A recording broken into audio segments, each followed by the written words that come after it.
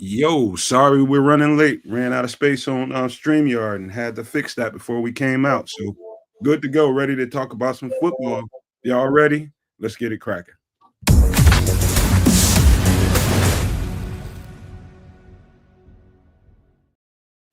Yo, yo, yo, no maniacs, super no maniacs, and all in between. Welcome to another edition of Nomad at Night.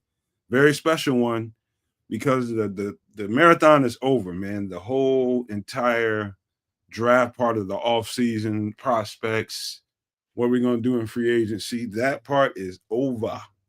And I'm so happy, man. Well, it was a labor of love, don't no doubt about it. But boy, I'm so glad it's over.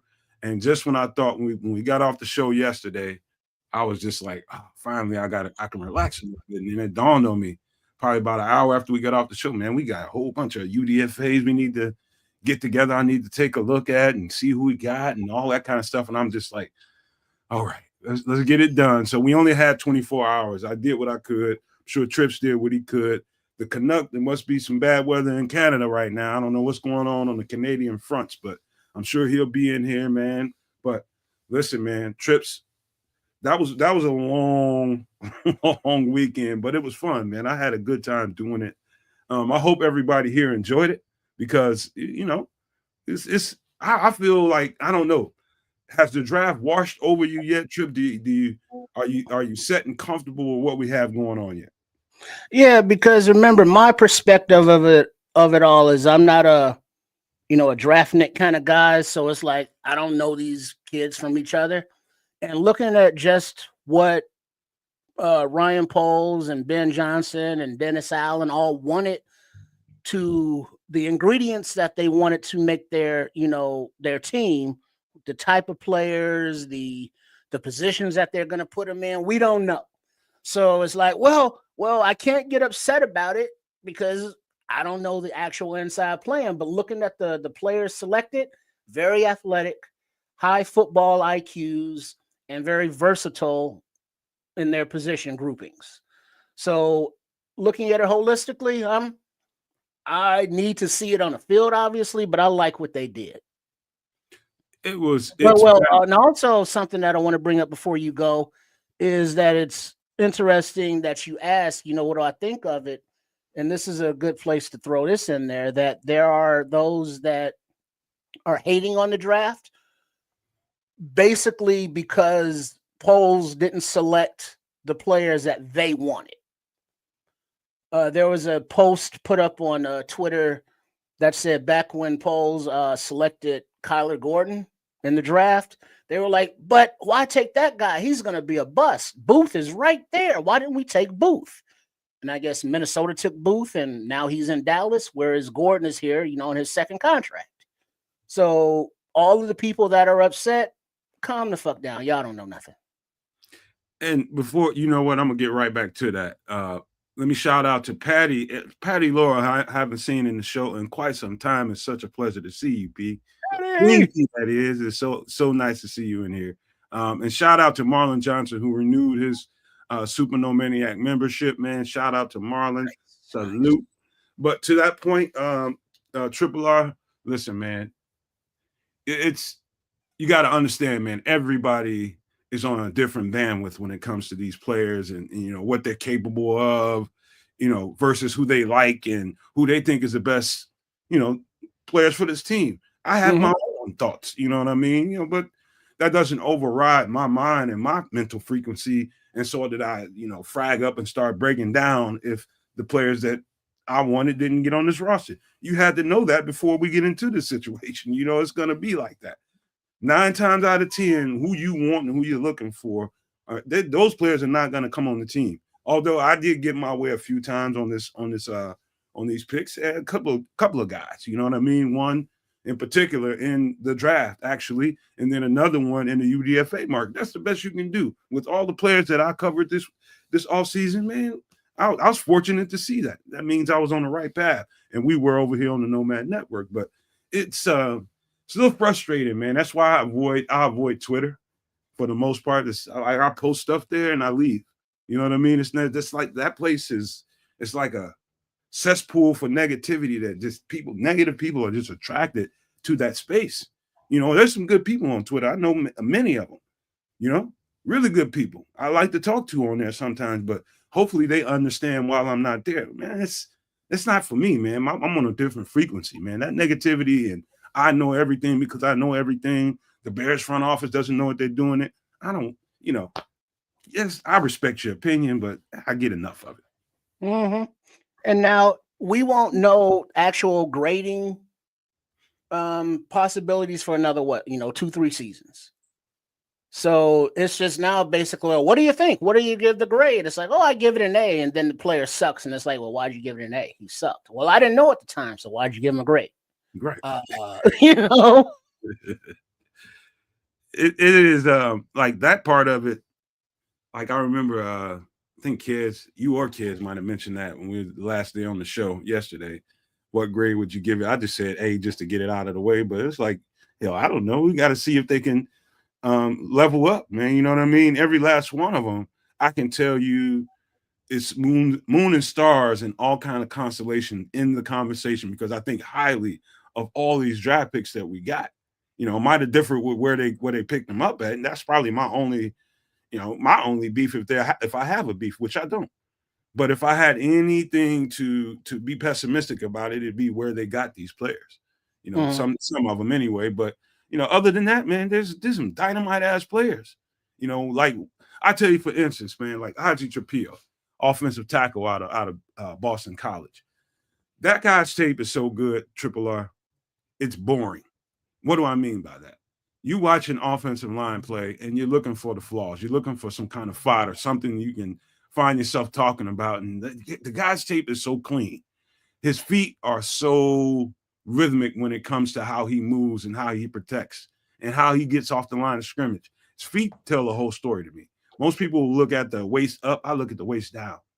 And that guy's lower body, man, he's going to be, I'll just tell you this, it's a lot to be talked about here because I got some thoughts about what I think they might want to do with him and what some other guys, how they're going to fit into the scenario. But either way, I know this, we got exactly what we wanted as far as depth goes in the trenches on the offensive line.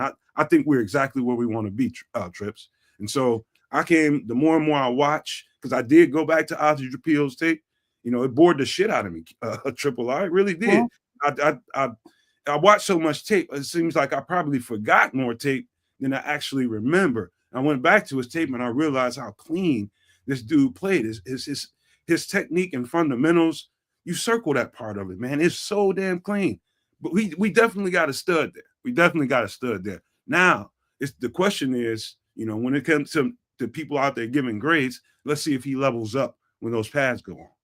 Well, and also for the people out there giving grades, how would you grade, let's say, Azie different if he was, competing with Amagaji and Braxton Jones for left tackle? Or, as Coach Johnson was saying, they're going to get in Hallis Hall this week and figure out, where they want to put guys left or right side. So Darnell Wright could be left tackle, whereas Azie, is fighting for your starting right tackle job.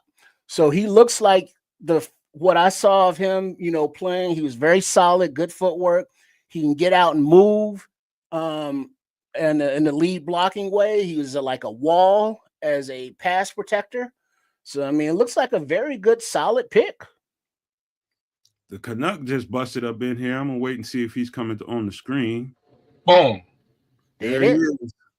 What's going on, Mr. Narcolepsy? Yeah, that's a me.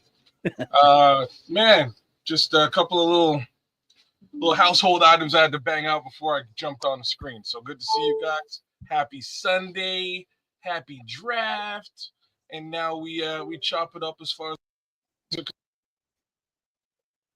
You in and out, kids.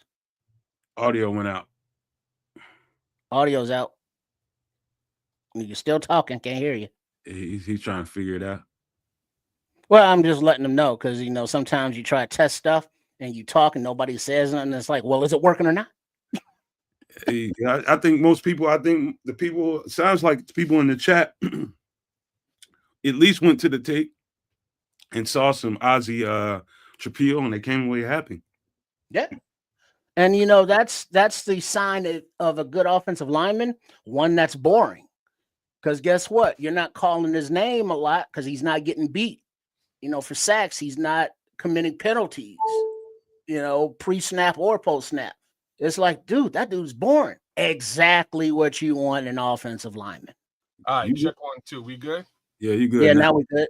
All right, I thought so. All right. We were talking about Azie Trapo, man, and I was telling Trips before you got in here. I don't know if you heard this part. I was just like, you forget when you got to do all those players, man, you tend to forget more shit than you remember. You know what I mean? It's like you going from player to player to player to player. And Azie Trapo is just one of those guys I did early on in the process and just kept it moving. And I forgot his tape for the most part until I went back to it, and I remembered how bored I was watching that shit and couldn't wait to get out of it because he plays so clean and it's quiet. It's like, good luck trying to find something bad to say about Azie Trapo.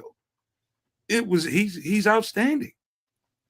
Well, that's kind of what you want from an offensive lineman. You want it to be quiet as kept, man. Really, right? You don't hear about the offensive lineman. You're doing yourself you're doing some positive things. Mm-hmm. Right. Now, once we're gonna get into those particular players.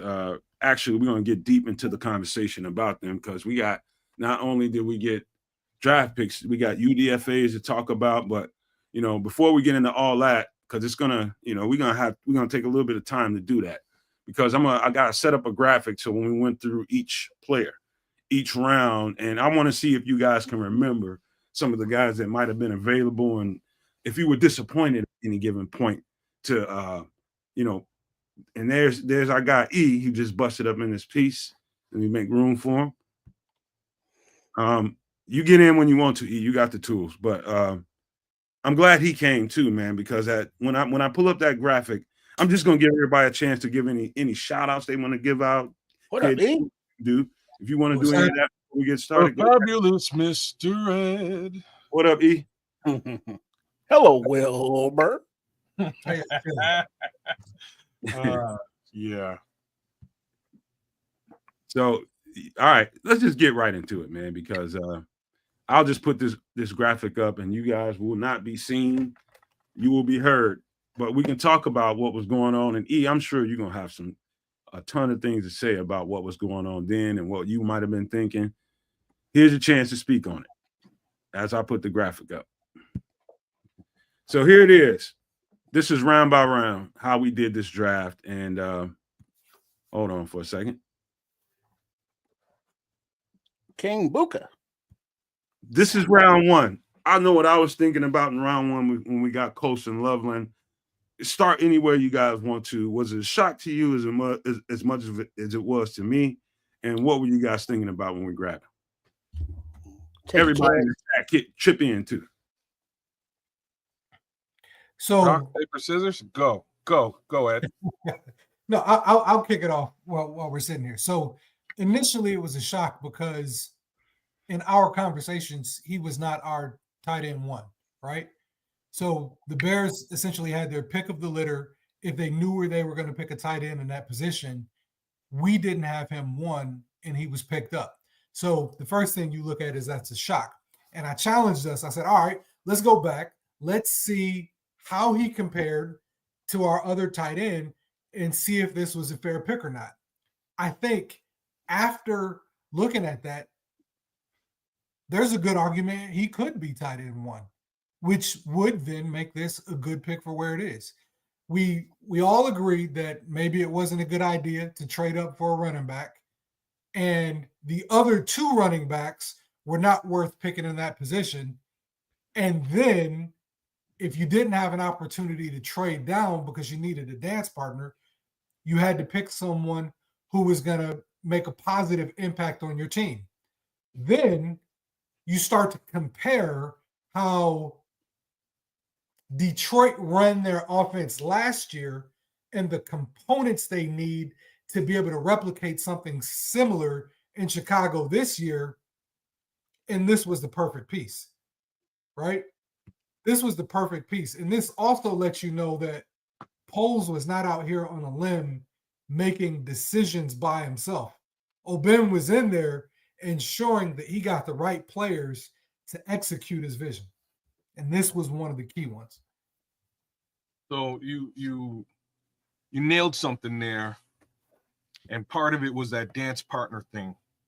So there were dance partners to my understanding. But here's the thing. They wanted to go to the dance with our date, right? They wanted to go to the dance with Colston Loveland. Mm-hmm. So what do, right? Do you trade out of that position, or do you select the guy that the folks are trading up for? And if you noticed, all trades kind of ceased for a minute in that first round. They just stopped, which means he was probably a much higher touted talent than anybody really was paying attention to. And then you go look at that tape, and it comes off. He does come off along the lines of a Gronky Kelsey type, and I believe that's what we all sort of think Cole Kmet has the ability of being. He just hasn't quite reached that yet. So maybe you give this kid the opportunity to be that upgrade that you're talking about. Do you know what that trade offer was? I don't, but one of them I believe was coming from the Colts. I believe the Colts were trying to trade down for Colston Loveland. I can only assume it would have been 14 and 45. Yeah, because from what I saw someplace, I don't remember where, over the weekend, but the teams were looking up to move to 10 to get Loveland. Not that teams are going to tell the Bears who they're coming up to get, but, rumors, and they say, oh, they're looking for a tight end. And Loveland is the receiving number one receiving tight end over Warren.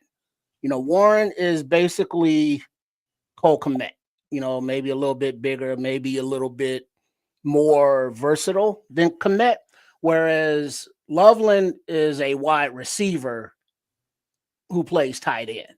So, totally different skill set. And you wouldn't see Kmet. You see him out there if Caleb ever threw him the ball, he would, get your first down, but Kmet is not a yak guy. He's not gonna, get to the end zone on, from midfield. Whereas Loveland, he's that kind of guy that knows how to get open in the zones, like a Kelsey, like a Gronk, and like the kid from San Fran with all the hair. What's his name? The tight end out there? Kittle. Yeah. Thank you. So Loveland, it looks like he has that at 21 years old. He knows how to get open in zones. He knows how to create separation and man coverage.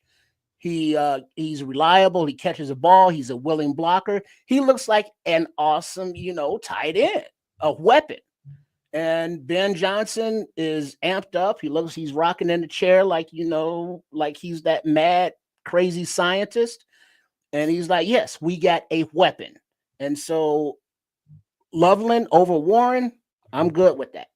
And if he's the number one receiving tight end in the class, I can't be mad at Poles adding the number one tight end receiving prospect in the class. Can't be mad at it. So to the point of what was I thinking at that time, I'm gonna take you blow by blow. Of course, as everybody, we all individually had people that we were hoping that they picked. And there was also that trade back scenario that you all have discussed already. And however that played out, it played out. But I do believe there was I think it's hard to imagine for everybody right now, but I think we coming to terms with it at this point. We should be anyway, that he was the best player on their board. They were looking for a difference maker, a playmaker. And at that given time, they think they had Colston Loveland at the top of their board, and that's obviously a head coach, offensive coordinator / offensive coordinator way of thinking, and he should get priority. And I never had a problem with Colston Loveland whatsoever. I can firmly remember when FFG and I were doing that show, and he came up on the show, and I was just like, man, everybody was still talking all that noise about, Tyler Warren. And I was just like, dude. And I'll go back to that show and cut it up and let you guys hear what it sounded like. But I told him then, and I'll say it now. was like, this is the best receiving tight end in the draft. You know, he was definitely that. You know, there's a couple of other guys that I can probably point to, but, you know, at no point in time did I think, as good as I thought he was on film, at no point in time, you guys, did I ever think that this guy would be the best guy on their board, given what we had on the board at that time. That totally shocked me. Totally shocked me. The pick, you know, it shouldn't shock me, but it did. I was just like, okay. They like Colston Loveland. It's not a bad pick. It's a great pick.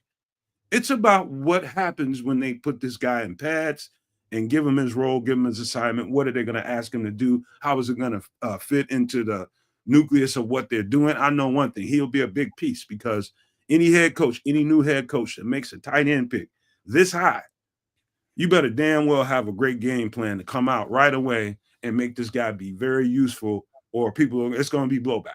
He needs to be a focal point of this offense, don't you guys think? I'll just stop right there. I'll let you guys know what I was thinking at that given time, but I just sped up into what they're going to do with him in the offense, but they better make him a focal point real fast.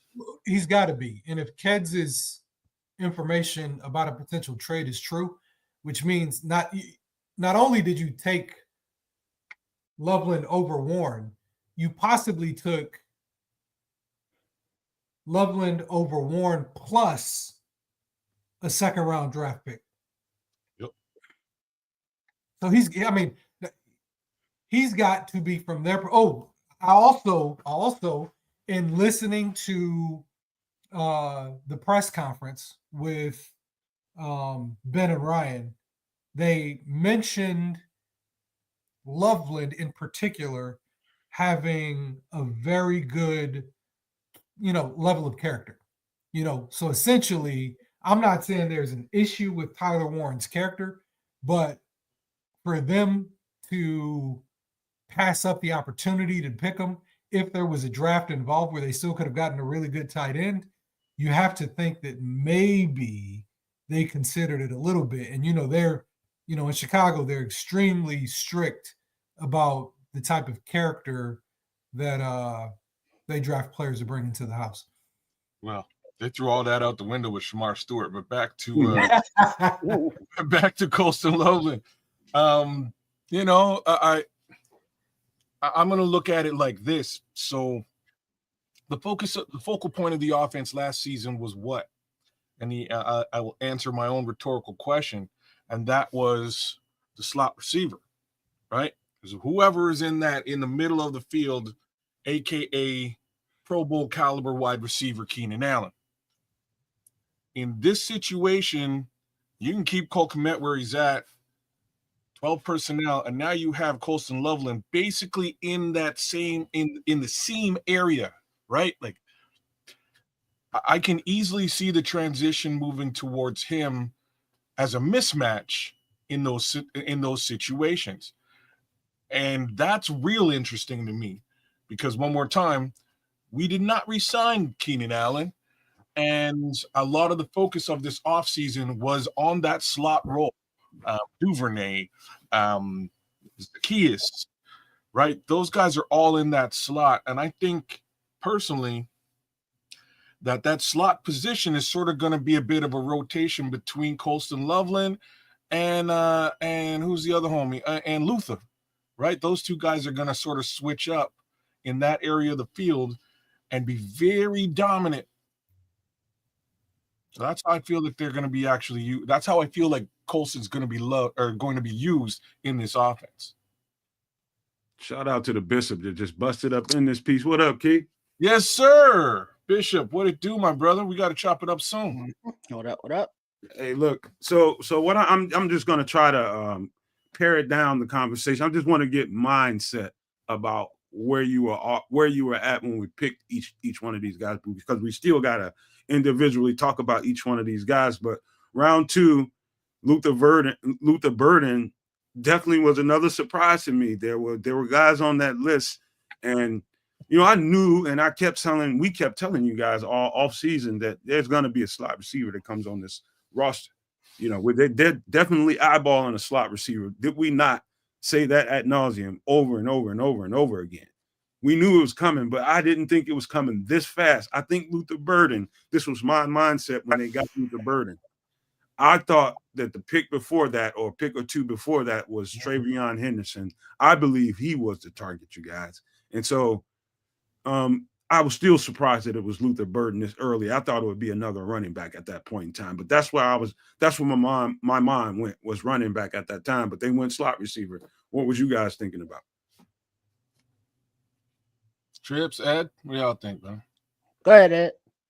I don't know if you guys watched the clip, but right when they were getting ready to draft him, Antoine Randall L was right in between Ryan Pace and Ben, basically geeking out. And so you're looking at it and you're like, why is Antoine there? They must be drafting a receiver. Sure enough, Luther gets drafted. And you look up and you look at his tape and you go, shit, they're not playing around with offensive weapons this year.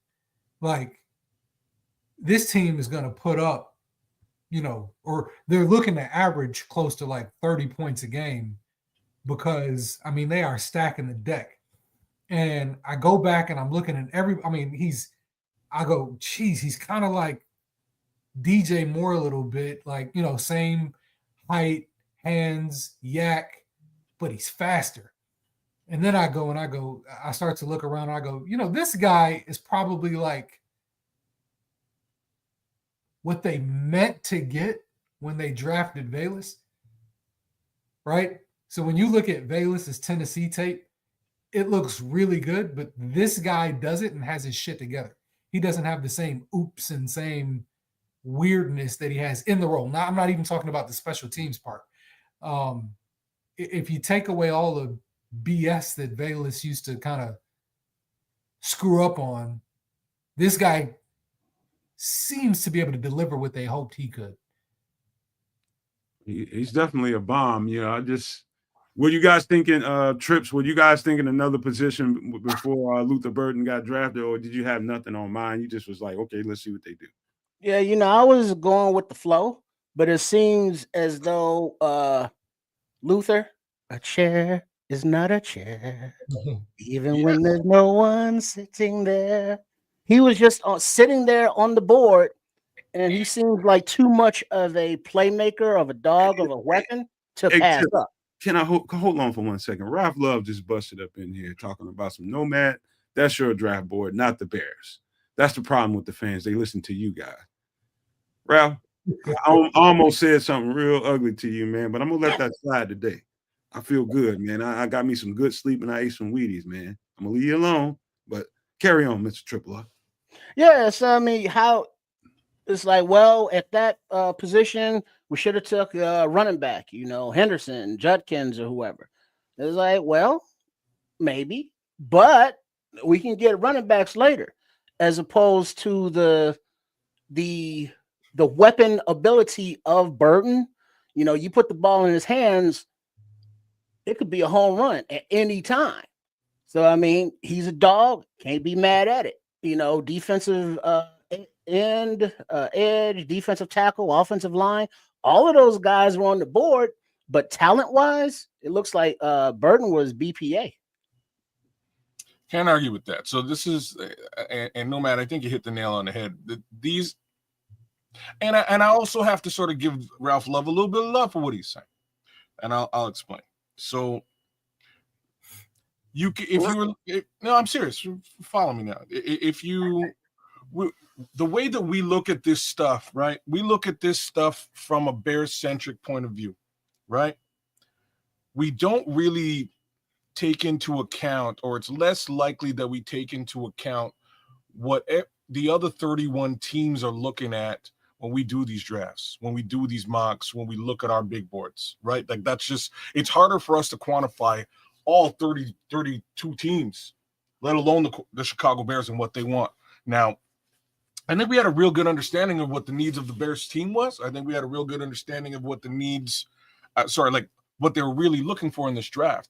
And when Genty, Judkins, and Henderson all disappeared, oh, wait, I'm forgetting Omarion Hampton. When all those guys disappeared with, before there's the 39th pick, I believe in both cases, the Bears had to simply be dynamic and look back at their board and go, look, all right, so the guy, our target is gone. And like when I say our target, Genty is one of maybe 4 targets that they would have been looking at pick number 10. And all 4 of those targets disappeared by the time 10 came up. So you got to be a bit dynamic. What are you going to do? You select Colston Loveland in that situation. We're at 39.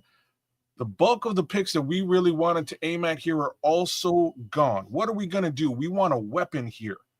Well, let's get a weapon for our wide receiver coach. Who's the top on our board by way of wide receiver? It's this guy. He's awesome. He's definitely a weapon. Let's put him on the squad and see what we can do.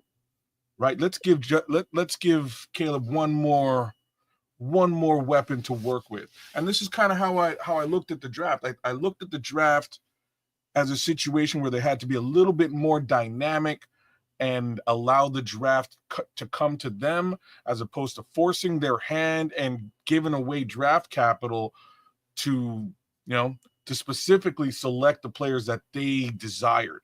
So they rolled with the punches and off they went. And I think that's what Ralph is pointing it at you, but it's not you, Nomad. It's all of us, actually. We're, as Bears fans, we're all looking at this. It can't be us because we never did a board. Well, and this is what I'm saying. Even me, who I did do my favorite players in the draft, and so did Sam. That's favorite players. It's not a board. That's different. You're right. It's not a direct board. The fact of the matter is, I'm looking at all of this with Bears goggles on, and I think that might be a part of the problem for all of the podcasters. Everybody was sort of looking at this again with a Bears centric view. You have to really take into consideration, what the Patriots want, what the what the Raiders want, et cetera, et cetera. I think that clouded a little bit of our judgment. Well, I think it did. I mean, players were taken. You have needs on your team. What do you do? As I said, players were taken. Do I think we needed, or do I think they were planning on grabbing a running back earlier? Absolutely. Do I think that maybe even they were planning on grabbing that safety that got picked up right before that? Maybe. And when you're drafting live like this, just think about when you run your mock draft, right? And sometimes when you run in your mock draft, just like some weird shit happens and there's no trade backs. And then what do you do sometimes? You like start it over or something weird. You don't have that luxury when you're drafting for real, right? When you're drafting for real, you got to make the damn pick. And so when you look at somebody like this who had, in a lot of people's eyes, a first-round grade, and now you look at what the Bears are offensively, as a defense, there's nowhere to hide, right? Unless he didn't get the offensive line right, you got 3 stud receivers who can murder you.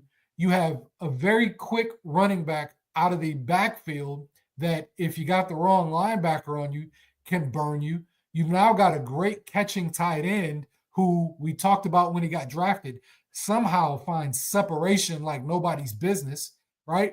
Which then all of a sudden makes Cole Kmet probably a better weapon because of the other weapons around him. So in terms of this pick going where it went, it probably wasn't what they planned initially. But when you have somebody that's left on the board in the second round like this is, and it gives an opportunity to you to improve your team in such a way, I mean, you can't pass that up. Well, makes a lot of sense, man. Well, it's like this. Triple, you about to say something? Nah, that somebody in the chat was saying stop comparing Burden to Chase because Chase Claypool sucked, and that's not the Chase they was talking about. They was talking about from Cincinnati Chase. Shamar Chase. Yeah. Here's the thing. Yeah, but yeah, it's Burden. He's a talented guy, and it's like, well, we should have addressed this position or that position or other positions because we have wide receivers, and this is a luxury pick where we need to address the trenches more. And it's like, dude, we good. You can't be mad at a weapon. So yeah, I'm good. So here's my final thought on this pick right here, and this is to, And we did spend quite a bit of time, Triple R. I know because I can remember specific quotes you and I had. Kids probably had some too. Um, Talking to the fan base, talking to people that come in and support what we do. They pay close attention to what we say. You know what I mean? And that's a responsibility all within itself. Is that people trust you, trust your eye, trust you guys' evaluation and what you think. Here's the thing. We tried to make sure that we primed up everybody to understand that the Bears are going to do what the Bears are going to do, regardless of what we think. Right? We did our job to go out and scout the players and give it to you guys and break them down the best way we can. But at the end of the day, that's the only thing we can do. The only thing we can do. And I tried to tell people that were watching all this other stuff and commenting everywhere, that's all good. It's the fanfare is great. But I tried to say to people, man, it's whatever happens, it's probably not going to go down quite the way we want it to. Because there's no two people in this space right now at the Nomad Network, whether they're in the chat or whether they're watching the show and not commenting, or on this panel right now. There's no two people here that would have drafted this thing the same way. Everybody had their own independent thoughts about it, right? Who they thought was better here, who they thought was better there.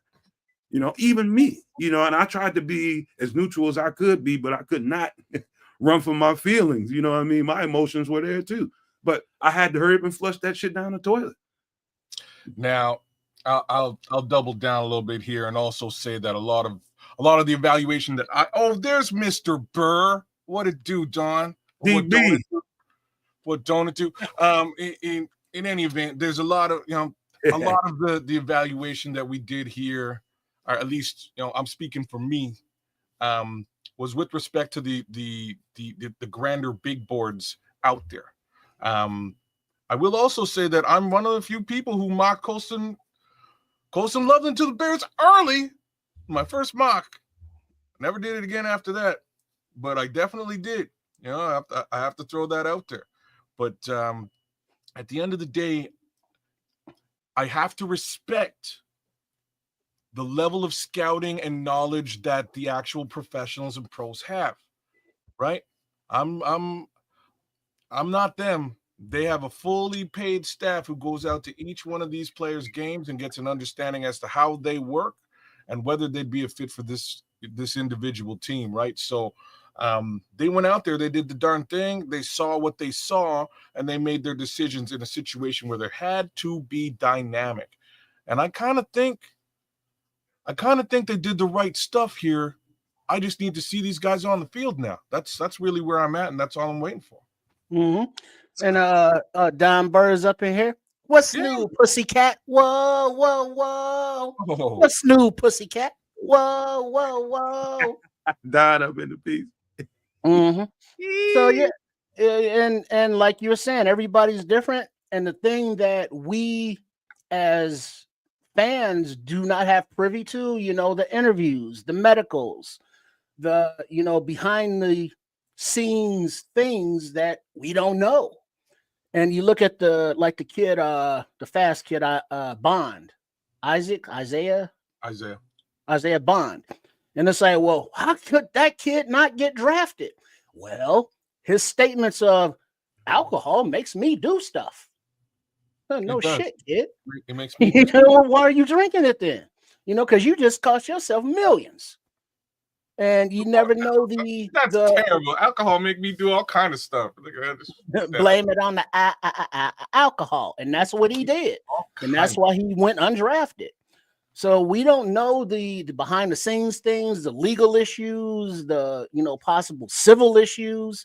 There's a lot of stuff going on with some of these prospects that we're not privy to, and so when we put them on our boards or our mock drafts, it's like, yeah, that guy's good. It's like, yeah, on the field, he may have talent, but he got some shit going on off the field you don't want no part of.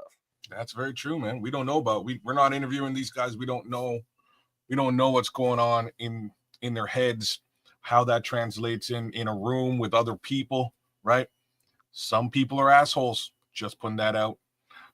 You really never know. So a lot of those little factors that we don't get the opportunity to dig into, and I'm saying this as a grander from a grander podcaster perspective, you know what I mean? Like this goes across the board. Doesn't matter who, like what channel you're watching. Everybody sort of had their favorites and ideas as to what we should do in this draft.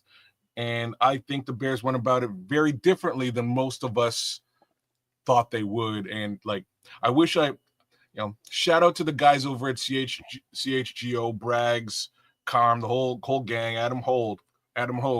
But the look on Adam Hogue's face when we drafted Colston Loveland was a very interesting look. Feel free to go find that clip. I'm not gonna. You mean of disappointment? It was I would quote unquote call it a chagrin. That's what I would call it. That's the main. Never mind. I was going to say. But I don't blame the guy. What it really means is, and no, I don't, because we all have our own convictions. I wanted Ashton Genty. You know what I mean? We all have our own convictions, and I know how much he wanted Mason Graham in that spot. Facts was both his guy and my guy were long gone. So where do they go? What do they do? It comes down to actual. It comes down to actual scouting, right? That's what it comes down to. And development. Can we develop this guy? Let's scout. What does our big board look like? Let's get that guy, and his name is Colston Loveland. Here's what it comes down to, bro. It came down to, now I'm gonna be a little bit brash when I say this, but I'm not gonna point no fingers. It came down to, and this is just me defending the fan base and like in their feelings. I'm just defending their feelings because they got ginned up intentionally by a bunch of podcasters, big name podcasters. That was intentional. I don't like them. But now let me. I got a question there, Nomad, on this tip. Kids, Ed, chat, everybody. Not calling out Hogue or guys like that, but reporters who are actually reporters in Hallis Hall having their own opinions of what the Bears should or shouldn't do. And putting those opinions out as opposed to just reporting what the fuck is going on. We don't need your interjections of who you think or what. Just tell us what Johnson said. Tell us what Pohl said. Because guess what? You have access to that place. So having that access and then coming out and having your own podcast and your own feelings is very confusing to the listener. Whose ideas is he putting forth? The ones that he heard in Hallis Hall or his own? And if they're his own, why do we care? We listen to you because you have access to Hallis Hall. Don't nobody give a fuck about your opinion. So that's just me. Hold on, before you go, Kids. Let me just, because this is the important part of it. Here's the problem: when you don't do the work that you should do, you call yourself a Bear Scout or whatever you call yourself. You don't put in the work. And you're just making clickbait material, and then when you start seeing, notice that when you start seeing the thumbnail saying the Bears have to, emphasis on have to get this player, the Bears must do this, the Bears need to do that. They know that there's tons of people counting on leaning into that because there's a lot of people that felt like we should have got some of those players. Here's the drawback: do the fucking work, scout these players. Have more to talk about, show the different options from one part of the draft to the end. Nobody wanted to do that. So I'm just basically defending some of not everybody in this chat right here, right now feels this way. Some people just like, it was cool. But other people are just like, come on, dog, y'all let us down this rabbit hole. And I'm defending their feelings because it was us over here doing hard work, and we weren't the only ones. There's other people, Swift and other people that was getting into this draft hardcore. But I just don't like those that make all that clickbait material and then just lead these people to, it's almost like leading them to slaughter, man. And it happens every year. I'm just tired of it, sick of it. Just give your opinion and get on. Like Triple R said.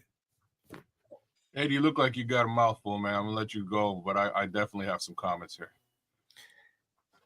In the post-draft wrap-up, Poles and Johnson were talking about the environment that they had at Hallis Hall when they were getting ready to draft. And Ben Johnson was extremely impressed by the way Chicago appeared to like have their shit together. So much so that I think Ben Johnson thought that Chicago had a better draft environment than Detroit, just based on me reading his words and body language.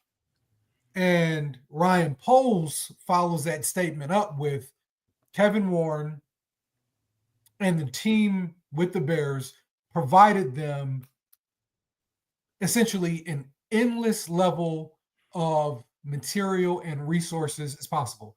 They had software that allowed them to do things and run simulations that other teams couldn't do in real time, right? And so when you put your board up and you look at where everyone is, and you're trying to kind of figure out where things are, the layman reporter doesn't know what the hell is going on. Like, he doesn't have access to the scouts. He's not in the meetings with the players. He can kind of get I heard, he can relay hearsay to you, but he's not gonna get that scout's notes on body language on that. He'll get what they release to him. And so we will see. Again, this is Pole's third draft.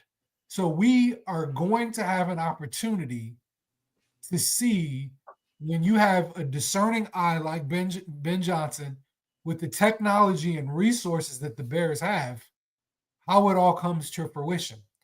I don't want to get too early into projections in terms of where we're going to be for next year, but on the offensive side of the ball, we should be pretty stacked. And on the defensive side of the ball, as long as, number one, coaching can pick up where it left off last year, and the players who were here last year can take a step up and maybe fill in a few gaps here or there, I don't have low expectations for this team. I tell you what is real shitty are the people who say everything that happened last year was a slam dunk. Bears won the offseason. Before the draft, they say the Bears won the offseason this year. They give the Bears an A for their draft this year and then say 9 wins, 10 wins. Bullshit. You have the trade like they had against Carolina. You pick up players. You win 2.5 off seasons, and you have 2 A drafts, 10 wins. Get real. You should be fighting to win the division at the least, and at least have a conversation about going or fighting for the NFC Championship. You should win. Hold on, Nomad. Hold on. I told you I didn't want to get ahead of myself, but you got so far ahead of yourself, dog. Like I don't, you know what I mean? I can't even. I gotta give a hold on, kids. I gotta give people a shout out. They gave us a shout out, and I don't know if you guys seen it because y'all were talking, but people gave us nothing but praise earlier in this chat, talking about how much work we put in over here, and they thanked us for all that work we put in and all the people. We got them prepared for all these players that they were seeing out there. So they was just giving us a thank you. Just had to shout out to them for that. Go ahead, kids. My bad. Yeah, so yeah, you got a little bit ahead of yourself. I'm not gonna get into any of that until I see human beings on the field and a little bit more of what that looks like. I will not give an early projection there. But what I did want to follow up on you with was your comments respecting those reporters. The one thing that I can't stress hard enough, like in addition to what you were saying, is it's lying season, right? It's hard to even believe some of the stuff that those reporters are coming into, let alone what little information they would be getting. Because trails, it should be all smoke and mirrors and BS trails to throw people off what you're really trying to do. So they're just simply going by what are the needs. Is that what they're going to attack? And if they're going to attack needs, here's who we think might be, speculatively those targets. And it's all just optimism and speculation and suggestion. None of it is rooted in exactly what the team truly thinks, feels, or believes, or knows that they want to do. And that's just a fact. They're not going to share that with the grand public, especially not reporting folks with press passes so that they can tell the world, hey, this is what the Bears are gonna do. You know what I'm saying? It's kind of silly to think that would even be legit. So folks like us, folks like those guys with the press passes have to take that information, disseminate it, and I'm just gonna to double down even more so on what I'm saying. The comments about Tyler Warren, I said it right away. I was like, that's clearly a smokescreen. You don't just come out and go, oh yeah, we were just talking about this guy. He's awesome. He's gonna be so dynamic in our offense. Well, you know what I mean? You only divulge that kind of stuff in the middle of line season if you're lying, right? If you're trying to throw a curveball, you're gonna tell them what you think. So in that respect, I think we all got duped and probably should have been paying attention to what Keds was saying, that was probably some BS when they came out and they had the conversation about Tyler Warren in the first place. Lo and behold, the guy they're really eyeing was the other tight end, right? But here we are, man. We're here now. We're here now. As the consumers, as the fan base, the watchers of content creators of whatever team you root for, you have to remember things like, hey, they're just very clickbaity and don't give us information.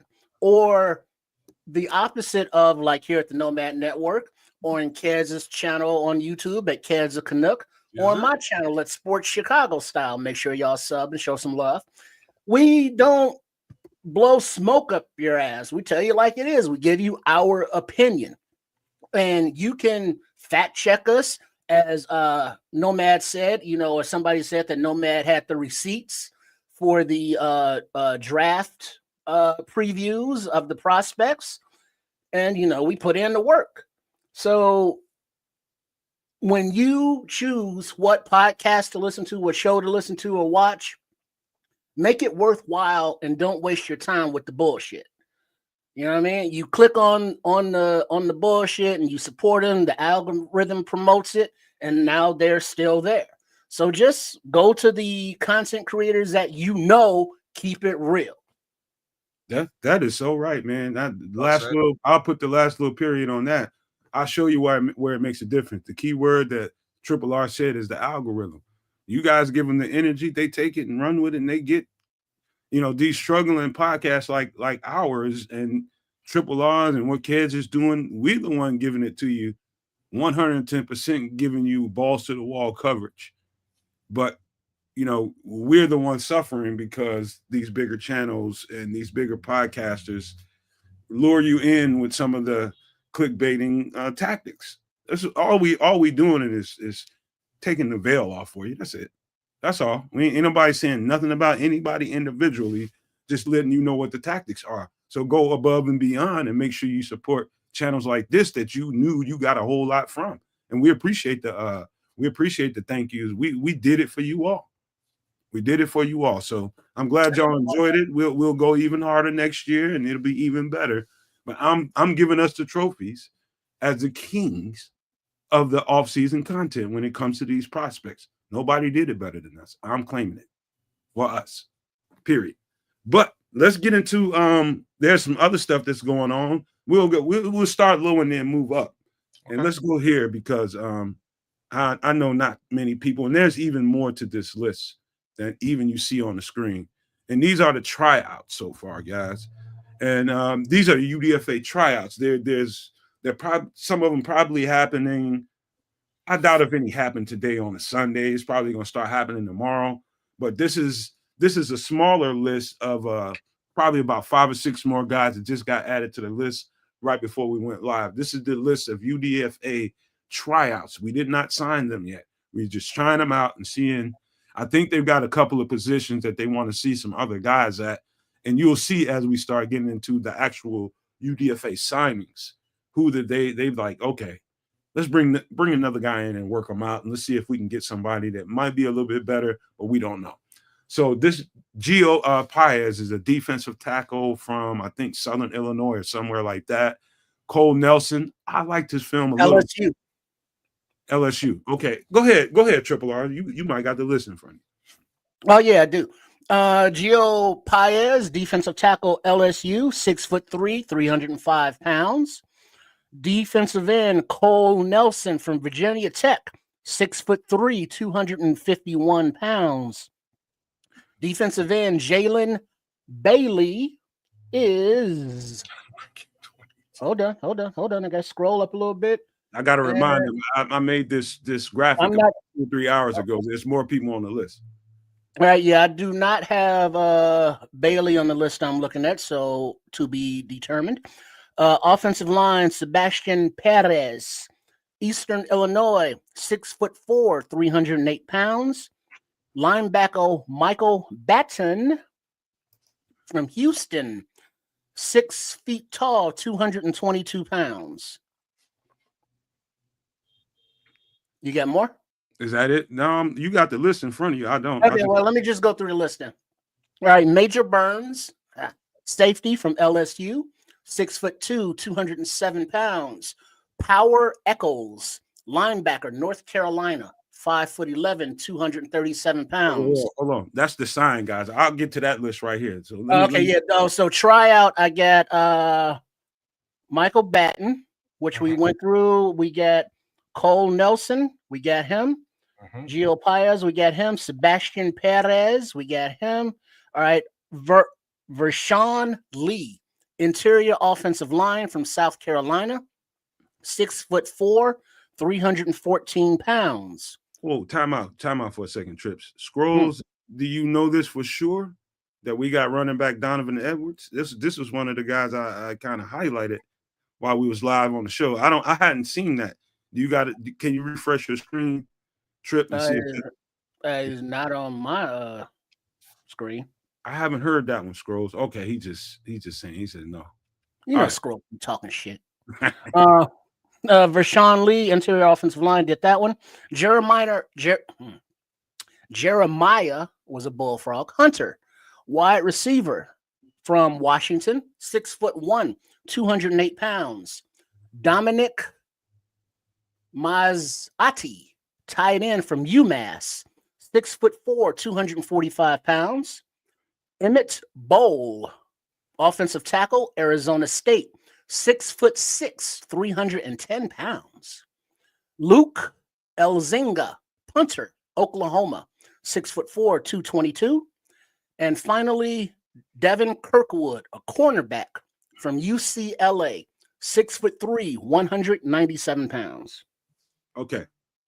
Thank you for that, Trips. Keep that window open because you can give out the measurements of the actual UDFAs that were signed, because I didn't include that in these graphics I'm about to pull up.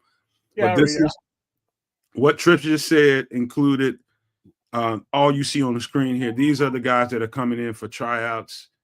There's a chance, I don't know, you have to do the head count on the roster to see how many of these guys will actually get a chance to even get a spot to go to. Well, we're at 90 right now. We're at 90. So if some of these guys, some guys are going to probably go, probably sooner than later, but we'll find out that. So these are the tryouts so far. Now I'm going to start with the list of actual UDFAs that were signed. And luckily, we got some guys on this list that, at least a guy on this list that, I talked about quite often. But let me get to it. And that is, one of them is Major Burns. Did anybody get a chance to see Major Burns at all? Safety out of LSU. 6'2", 207 pounds. I watched him tape. The tape looks really good. I'm just afraid of his name, is all. That's it. That's all I got to say about this one, and I'll leave it alone. He has a extensive injury history. Oh, it just reminds me of Chris Blewett, the kicker. Oh, golly. Remember that? He blew the kick. Yeah, man. I'm sorry. It's just comedy. The comedy. You can't stop the comedy on the Nomad Network. I'm pure jokes, but you know what I mean. It's just it's the last thing I would want my safety to be named. Anyway. So what I saw. Let me just start it off. What I saw in Major Burns in a little bit of time. Now, just trust me when I tell you guys, I'll put more work in and study the guy a little bit more. But all I had time to do was last night. I fell asleep watching all these guys as much as I could, and I got to maybe about 1 or 2 guys' actual, all 22 condensed film. Most of it was highlights. I'm just being completely honest with you. I have not done in-depth research or in-depth film watching on any of these guys. It was just on the surface. That's how much time I had before I had to get up, do things around my home life, and then get these graphics ready for the night, and then it's showtime. But what I noticed is he's versatile. And they had him, if you watch what I saw, you'll see times when he's lined up as an extra linebacker. What's his measurements again, Triple R? 6'2", 207. Yeah. So I thought that was interesting. He's a transfer out of Georgia. I thought that was interesting that they had him playing in the box a whole lot and as an extra linebacker. Sometimes, from the little bit that I saw, he played up a little bit high and played, a little bit deep. That's what I mean by high. I think size and the versatility is what attracted Dennis Allen to this football player right here. I think it's the size and the versatility, how many different roles that they were able to play him in at LSU. I think is attractive to, it is attractive to any defensive coordinator. It's not I think about it. It's actually attractive. And so, from surface level, I think you see a box safety at the very minimum. I think you see a box safety at the very minimum that can come in here and challenge some guys for a roster spot. And that's what it is, man. I don't think he's going to be the next, Ed Reed or anything like that. I think they're looking at his multiplicity, different techniques they can line him up in, and seeing what he can do to compete with these guys. And I think that's all there is to it. But I did like what I saw. The movement, you know what I mean? I don't think he's majorly fast at all. I don't think he's a fleet guy. I just think he's got some versatility to him that's very attractive, and they want to see how far they can push this guy and kind of stress test him and see what he can do. Any other thoughts on Major Burns? No, I like the selection. Like I said, overall, he can definitely get down in the box. He can tackle, and he's got good field vision, man. The good tracking ability on that ball from what I was able to see. So I'm intrigued. All right. Let's get and before we go, Scrolls was just suggesting running back Edwards, but somebody said that he already signed with the Jets, I believe. With the Jets. I just double back and checked, but that's not the end of the running back conversation, though. Nomad? Nah. We'll see. Do you have a little something else on that sign list? Because I do. For the UDFA signings, running back? By way of running back, yeah. If it's Deion Henkins, I got it. It is. That's what I'm looking for. I got it. You might as well call him Deion Henkins because oh boy. Hold your musket fire. Now hold on, we gonna get that. Well, pull it up and I'll give the measurables and then take it, kids. Y'all want to see Deion Henkins take off. Deion Henkins from running back, Texas State, 5'10", 222 pounds. Kids? Bro, he'll run you the F over, bro. Hey, kids, you got a question right off the top from Florida Bears fan. He said, out of all of the UDFAs, who do you guys see as the diamond in the rough? I think he just answered that for you. I might have answered that question, at least me personally, because I'm looking for somebody who has both lateral ability to move and can run you down. And hello, Mr. Henkins. Deion Henkins will run you over. And there's a lot of, you know what I'm saying? There's a lot of footage out there of him getting stopped dead in his tracks, and he just keeps on going. He just runs whoever stopped him. Oh, excuse me. And that man falls to the ground and he keeps going.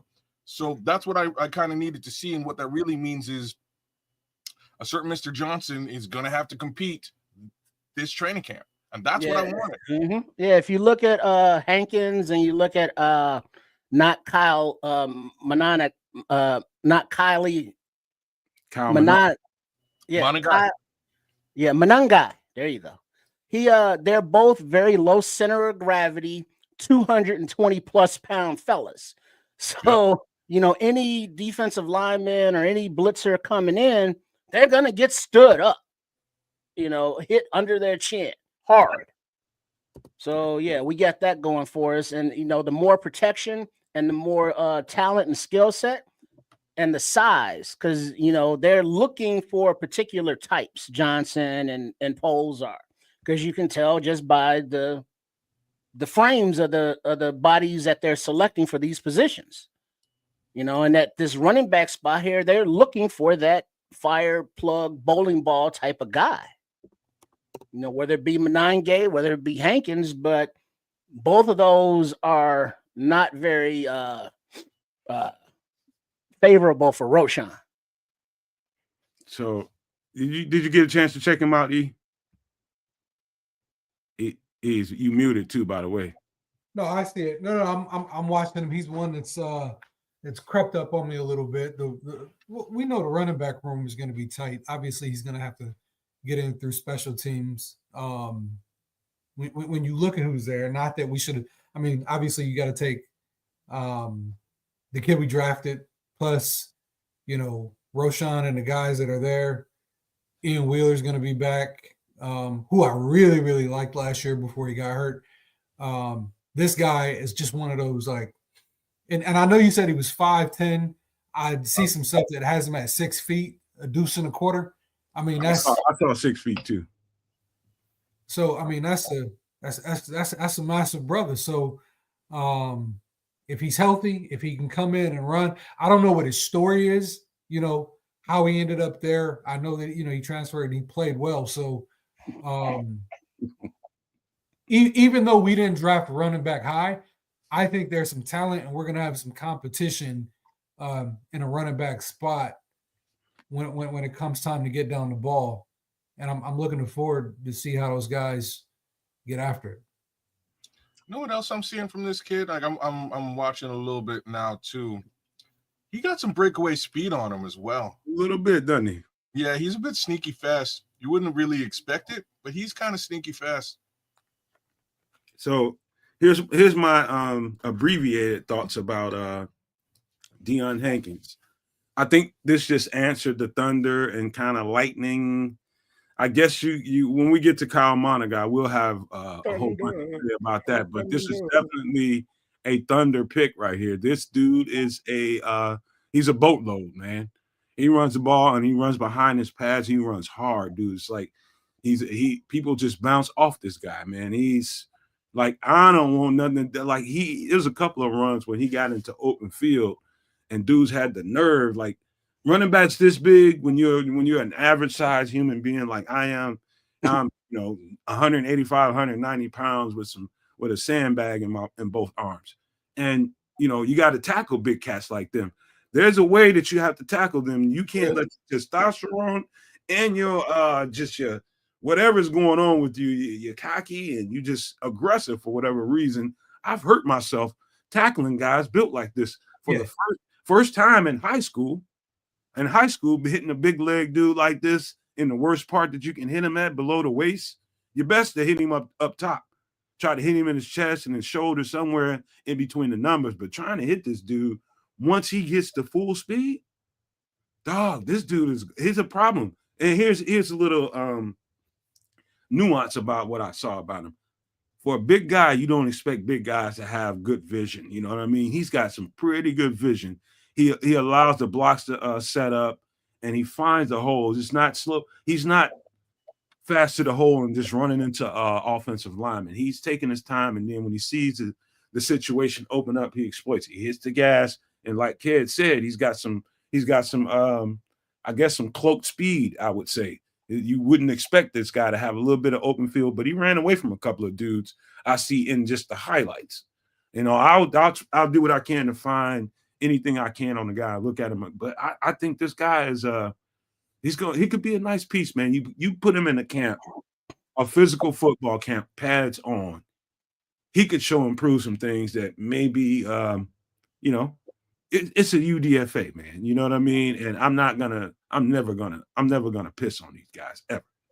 I think every last one of these guys have an opportunity to do something that nobody thinks they can do. You know what I mean? So I just like the physical traits. I love the vision.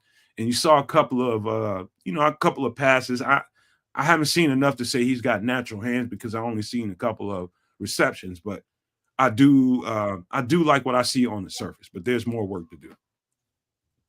4.7. So I'm checking out the chat here, man. There's some interesting stuff. So he ran a 4.740, which is pretty darn slow. Well, put it up, kids, if you see it. This is what James Weston is saying. He ran a 4.740, but his football speed is faster. Yup, and that comes off right on him. It comes off when you look at him on film so far. He looks much faster than 4.7. Folks were having a hard time catching him. So there is that. There's this other comment by, I swear it was Paul Rodriguez. I'm just looking for it now. There it is. Here we go. I need Henkins in a hybrid fullback role. Feed the young man. This is interesting to me, right? I think that's very interesting. You're able to keep somebody like this, a bruiser. You might be able to get that vaunted 1 yard when you need it. I do like this comment, man. I do. Me too, bro. You can get some blocking out of that. A guy like this too. You can also potentially, hate to say this thing, but I'm going to say it anyways.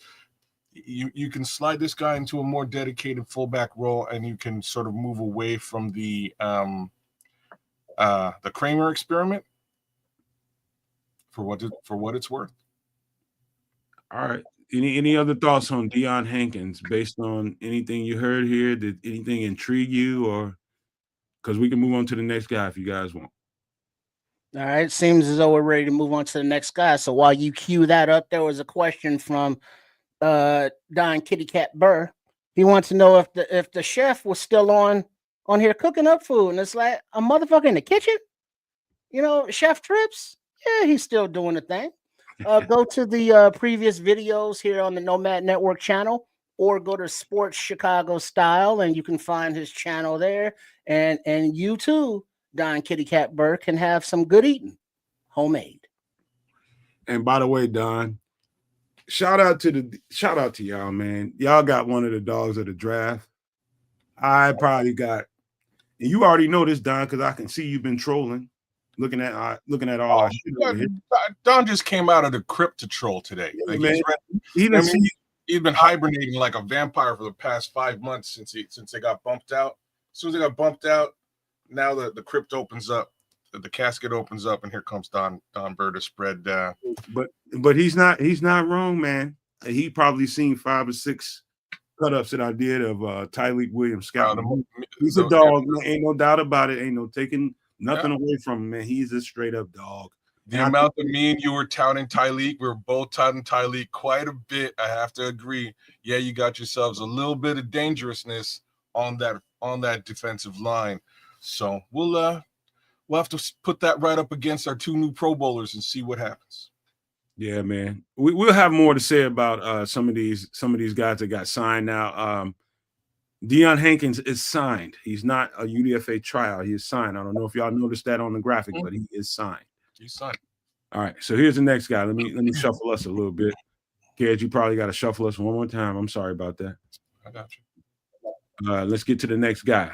Let's get to the most recent one, and that's Jerome Robinson out of Kansas. Now, I watched these guys. Let's see. Jerome Robinson, defensive end out of Kansas, 6'2", 264 pounds. Now, I will lead this one because I spent quite a bit of time on watching the Kansas University. Just let me peel the scab off.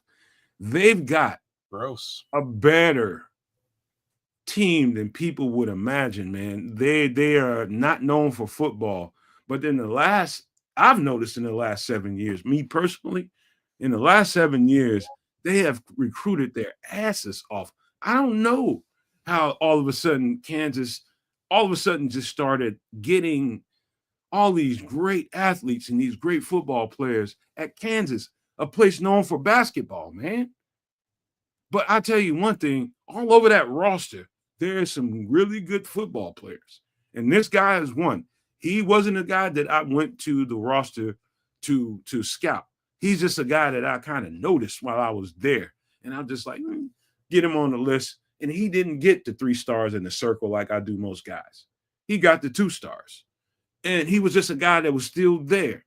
And it tells me now that I was somewhat right about not circling him and putting 3 stars around him because he didn't get drafted. But this guy's got some traits to him. He's long. He's got some lean to him. He plays with his mass really, really well. But I think the feature about him is his get off and his arms, man. He can get off the ball really fast. And I think that's what Dennis Allen is looking for. He just needs guys to get off the ball really fast and make an impact on the line of scrimmage. I think that's what he's looking for, you guys. We'll have more to talk about as far as that goes as we get into the preseason and all that kind of stuff. But this guy is a typical Dennis Allen type of edge. And he's going to come in here and compete for some job, whether it be the last spot on the roster or whether it be a practice squad role. But if you check this kid out on film, you will like the traits given a 4-3 defense and what Dennis Allen likes to, kind of highlight. This guy's going to be I think he'll show up.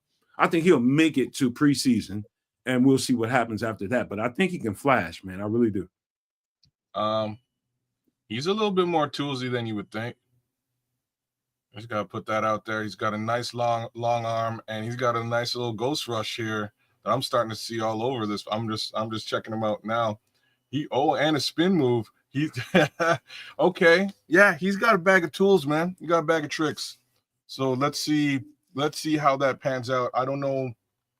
I'm not entirely certain what the arm length is, what his 40 time is, stuff like that. I'll have to double back and take a closer look at.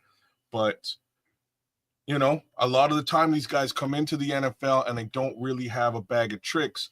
This kid seems to have one. And I didn't expect to see the spin move.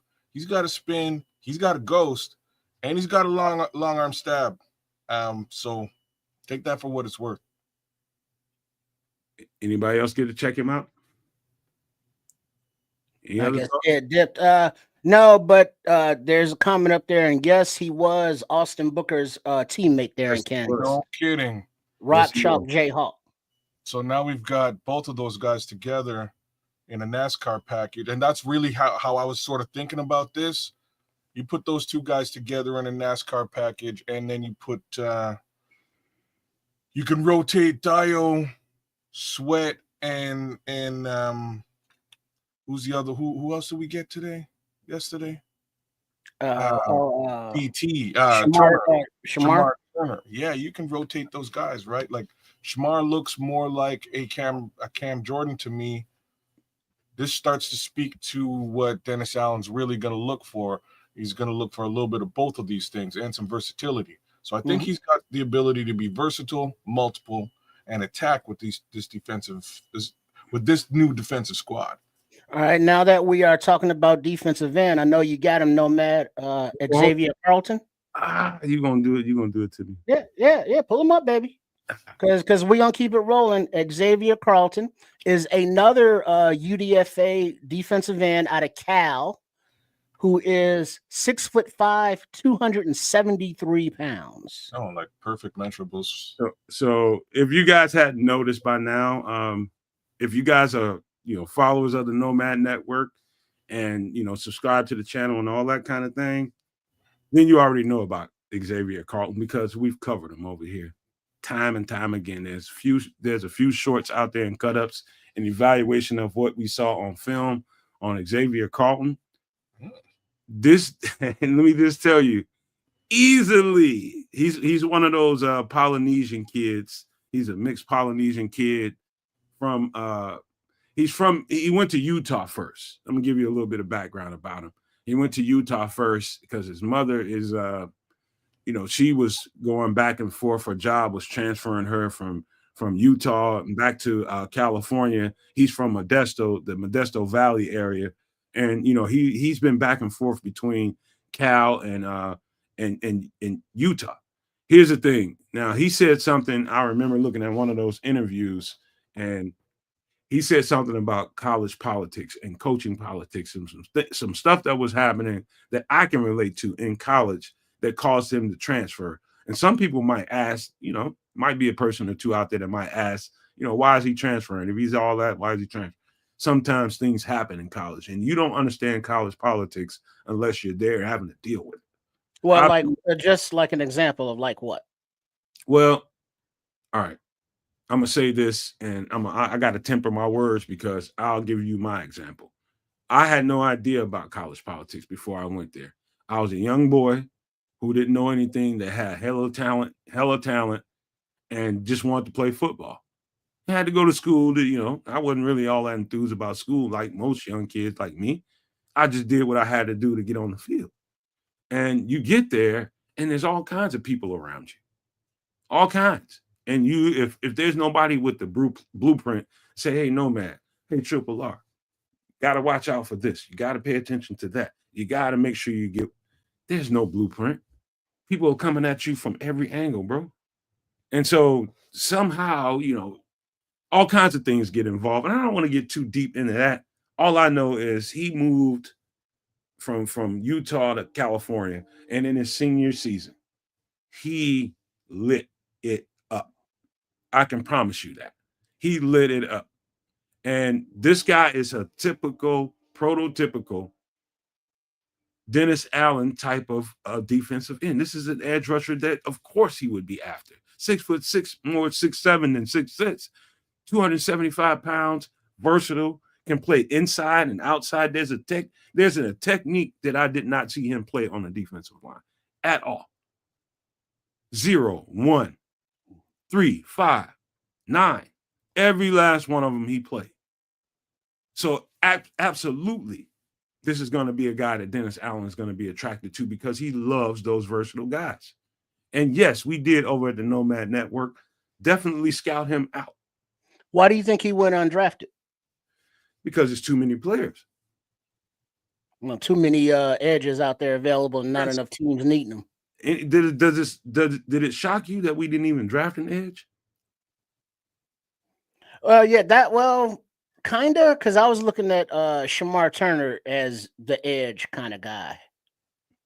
But seeing how deep the class was, now that it's passed, that, UDFAs were bound to drop. So, yeah.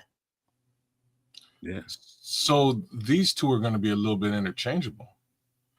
Y'all got to see this guy's tape.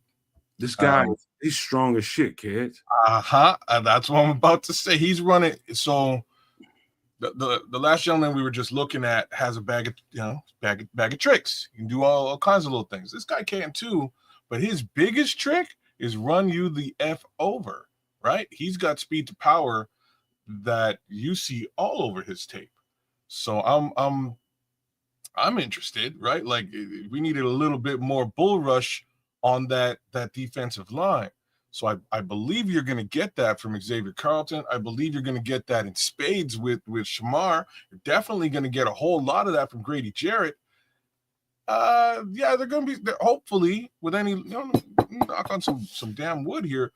There should be a lot more pressure coming from the inside of this defensive line than ever before. And that flushes to the outside. Let me piggyback on that for you, kids. Yeah. For those that are very concerned about the inside, from the looks of the players being acquired, everybody's versatile and can play inside and outside. But if we want to look at the inside between Grady Jarrett, Chris Williams, Ford, I'm forgetting somebody, but there are bodies in there. It's not like we are lacking in that position. Not all of them are known or have made a name for themselves yet, but there is a lot of young talent on this defensive line. I will say this too to you guys that was like I don't know that I can say I was upset because we didn't draft an edge because I knew the whole draft. This is the thing. You're looking at a player like Xavier Carlton, and you still got that question in your head of why Dennis Allen didn't draft an edge rusher or Poles didn't draft an edge rusher for Dennis Allen. You look at a player like this, and there's a multitude of other guys that didn't get signed or didn't get drafted that are out there, and you understand why. This goes back to me saying over and over, man. It's just not enough players that get drafted. You know, now every last one of these guys that have to live through that badge of I'm a UDFA. I didn't get drafted. They got to live with that. You know, as a competitor like I am, I wouldn't want that title on me. But now you got it on you. You got that badge on you. Now you got to wear it. Now you got to work through it. Now you got to work that motherfucker off you. And so they knew that Xavier Carlton was one of those guys that could probably slip out of this draft, and he was a priority free agent signing, UDFA signing. He's one of the first guys on this list. He's one of the guys that I really kind of pounded the table about. I was like, this is Dennis Allen. This is Dennis Allen 110%. What just happened here? Work that motherfucker. My bad. That's work that motherfucker. But yeah, this guy, we'll have more to talk about when it comes to Xavier Carlton. This dude is gonna be, he's a force of nature, man. You watch the film and do the Nomad Network thing, you guys. Go to the tape. Go straight to the tape. Any one of these guys you wanna look at, just have something to talk about when next time you come back in the chat. We know what we got on the roster now. Now we got to have the conversation about how is it going to fit? Who is he going to have to tangle with to get a roster spot? And I think this guy's, you just listen to him. Do me a favor. Do me one more favor. Go and look at some interviews of Xavier Carlton, and you'll get a sense of what kind of character this guy got. And it ain't that choir boy kind of mentality. It's the determination that he was raised with. I think it's going to stick out to you. Somebody's going to come back in the next show and they're going to be like, hey, Nomad, I checked it out. Like, this dude is going to, hey, he's a leader and he's an example, man. I'm telling you, this guy has a strong chance of making this team. It could be a guy on this roster right now that won't have a spot because of what Xavier Carlton can bring to the table. I'm telling you guys, it's a Nomad Network special. Check this guy out, man. We'll get to the next guy. Wait, before you do that, the safety, bring him up. But yeah, Don Rob, you on the bubble, Don Rob. Hey, you guys make sure you like, share, subscribe over to Kez's channel. Make sure you like, share, and subscribe over to Triple R's channel. Do all that for us, man. Stop for a second and go over there and do that. Come back in the chat, man, and come back and let us know and give us a thumbs up to say that you did it. That would be great, man. It would be great that you guys went over there and did that on both those channels, came back to the chat. We can continue the conversation. But let's get to the next guy. You want to talk about the safety? Yeah, all right. Tysheem Johnson, safety from Oregon, 5'10", 201 pounds. Anybody? I'm looking at Don Burr's comment talking shit like always. And look at it, said, what take, Nomad? You mean YouTube highlights, breaking news, YouTube highlights? Only show the good plays. Man, that's not true. Don't nobody, hey dude, that's you that watch highlights. I find all 22, bro. I'll break it all the way down, and by the time I get to this show, I give you guys the overlook of what I saw. That's it. That's what we do over here. But so Tysheem Johnson, give us measurements one more time, kid. Triple R. Tysheem is 5'10", 201 pounds. Interesting guy, man. He's one of those guys that it's just like, there's so many safeties in this draft, you guys. So many that it's like, it's hard to imagine. I've seen 40 safeties that I think should have been drafted, if that tells you anything. 40 of them. And we're looking at a draft that you didn't see a whole lot of safeties come off the board. I don't remember that many. Do you guys? There wasn't 4 or 5. Wasn't a lot. I mean, Xavier Watts made it to. I think he was pushing 5th round. And Ransom went, he was like the 5th guy to go, I think. Yeah. This guy right here is an Earl Thomas type of guy. He's a very physical box safety. Let's be real specific about that. He's a physical box safety. Can tackle. That's the key feature to him. He's got twitch to him. Range, I haven't seen enough to be able to tell you and give you a qualified assessment of that. I need to watch more. But this is what happens when you just get out of a draft and they sign a boatload of UDFAs and you have to come and do a podcast and talk about some of these guys.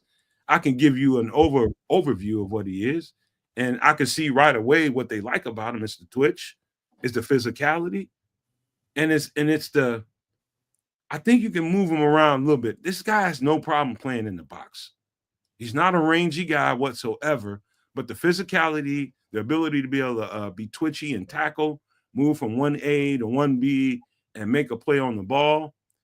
That is the feature that I see so far in Tysheem Johnson. I think the physicality is really what sticks out to me. Who do you think he's pushing? Jaquan, or don't call him Mr. Biles, Jonathan Owens? It's definitely Jonathan Owens. Definitely Jonathan Owens.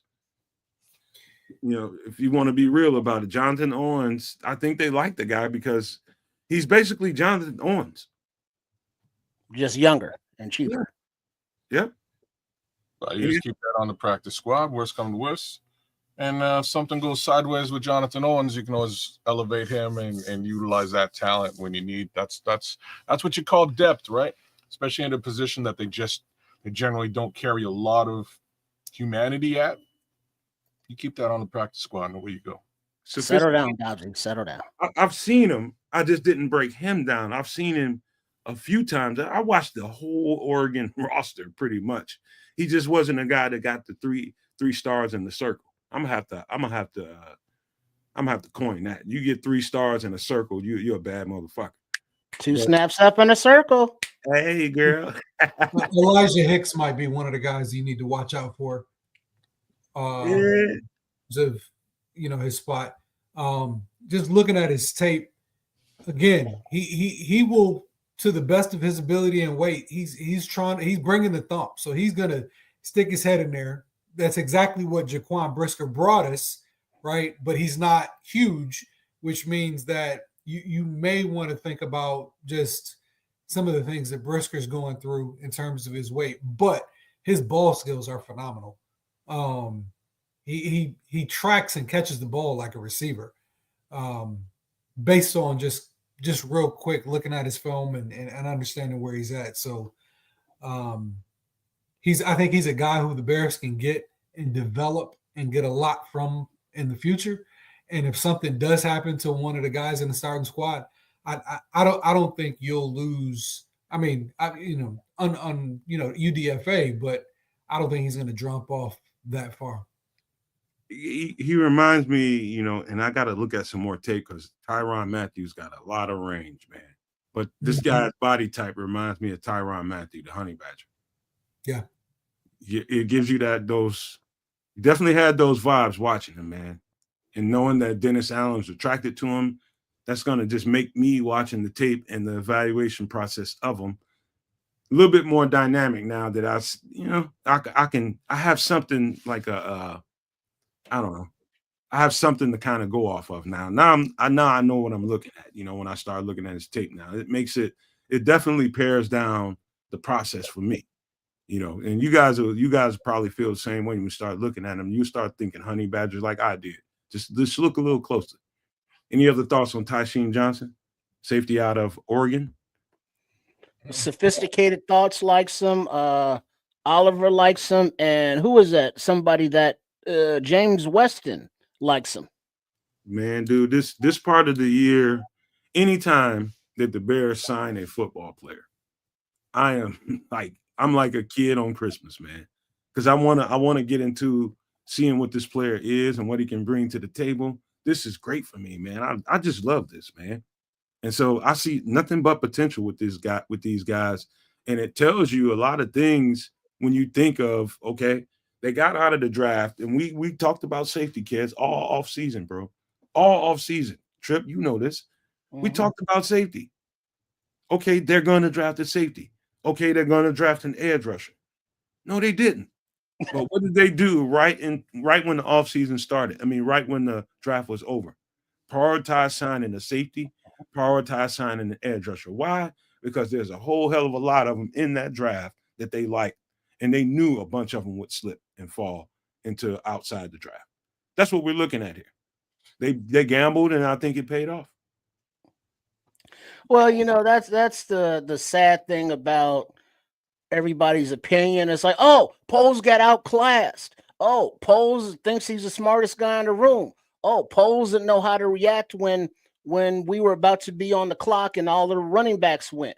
Poles panicked. This draft and these UDFAs are athletes. They are, team captains. They have high character, football IQ. They're tough. They're fast. They're very athletic and interchangeable. I think this is a good draft. And looking at these UDFAs and the possibilities, to push guys that on the bottom rungs of the roster is only going to make the team better. So I don't see how this is a bad thing. I'm loving what James Weston is saying right here. He says, bring the fire. He's talking to these guys individually. Bring the fire, learn the playbook, make the team. These guys got to be on cloud nine. Become a Chicago Bear with the new staff if you want it. It's there for the taking. It's there for the taking. That's the perfect way to say that, Triple R. I mean, because how did Coach Ben Johnson say it? He was like, we ain't got no goddamn depth chart right now. You going to come in, you going to battle. Now, we know that, like Dahlman and Tooney and Jackson are probably starters and, Caleb and all of that. But, the offensive line, if you are a Newman or Ozzy, come in and battle. You might be able to start. Shamar, any of these defensive end, anybody who has the talent and the hunger and the desire to want it can come up and take it. And it's like, wait, we're starting this rookie? What? Oh, shit. Okay. This is a new era, a new regime, a new time. We got an offense that, is trying to put up 30 points a game at least. We got a defense that's going to get in that quarterback's ass and not in a good way. No diddy. So, hey, I'm liking the direction. Let's go. Shout out to Foster Covers. I fucking love that human being, man. Motherfucking Foster. Big up Foster Covers as always. Look, I'm not fucking around. I love Foster, man. He's just great, man. He's just him. And he's 100 years old. You can't do nothing but love guys. I can't do nothing but love people that ain't scared to be themselves. And Foster ain't scared. Fuck the world, Foster. That's what I'm talking about. There's only one Foster Covers, y'all. That's a fact. Football Master Roshi, I call him.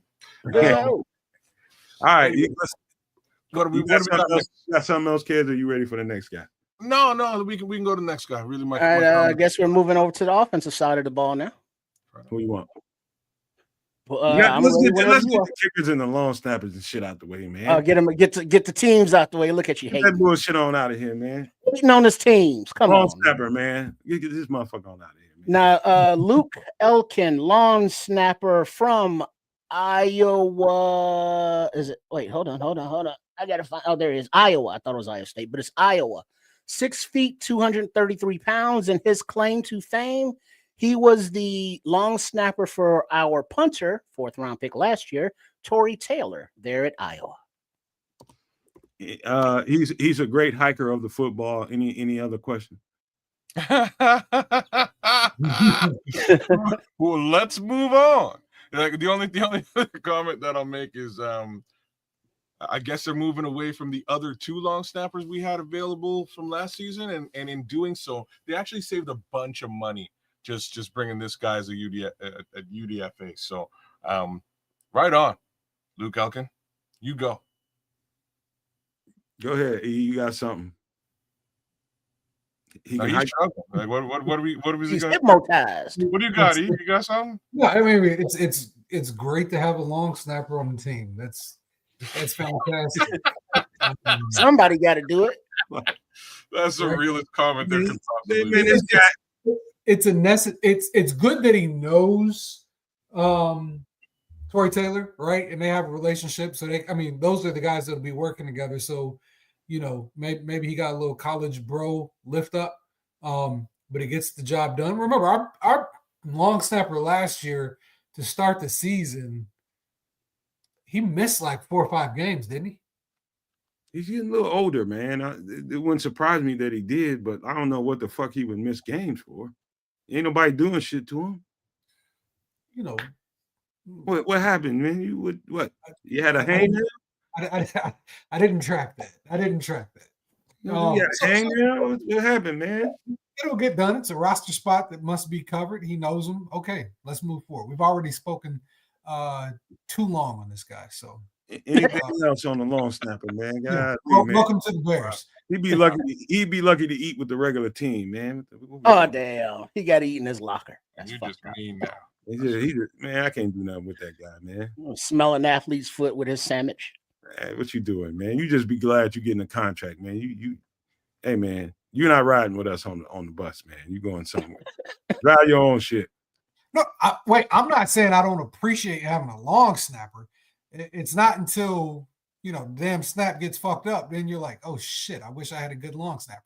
So if he's good long snapper, I appreciate you, but I keep it moving. I'm bullshitting. One of my homies got, I got it, we used to razz his ass all the time, but he ended up getting drafted by Green Bay. And I'm already saying too much. But anyway, he played a long time in the NFL, man, and he was, maybe he's in the long snapper Hall of Fame some fucking where. But I will say this though. I remember my sophomore year in high school football, one of the coaches starts pulling people out. And these were just like the unathletic people, the people who you knew just, you're not really going to play. He says, I tell you what, and it wasn't me that he called out, but he called some of the other folks out. He says, listen, if you want to look at long snapping, you can go far. You can go far. You can go to the NFL if you can snap that ball. So otherwise, you got to get a job in a warehouse. Visual Joe, man, like when I was like anybody on the team can be a long snapper. You're just looking for somebody like. Now, I will say this now, our long snapper that ended up getting drafted to Green Bay, he got drafted. Now, he didn't come in as a UDFA, none of that. He got drafted. And this motherfucker can throw a 60-yard bomb on his knees. So what does that tell you anything? I'm not sure what it tells me. Arm strength, goddammit. It tell you something. Oh, okay, that's a good answer. All right, fair enough. Mm-hmm. All right, so let's finish out the teams. Long snapper. With the kicker. Okay. All right. The kicker, Jonathan Kim. Jonathan Kim, Michigan State.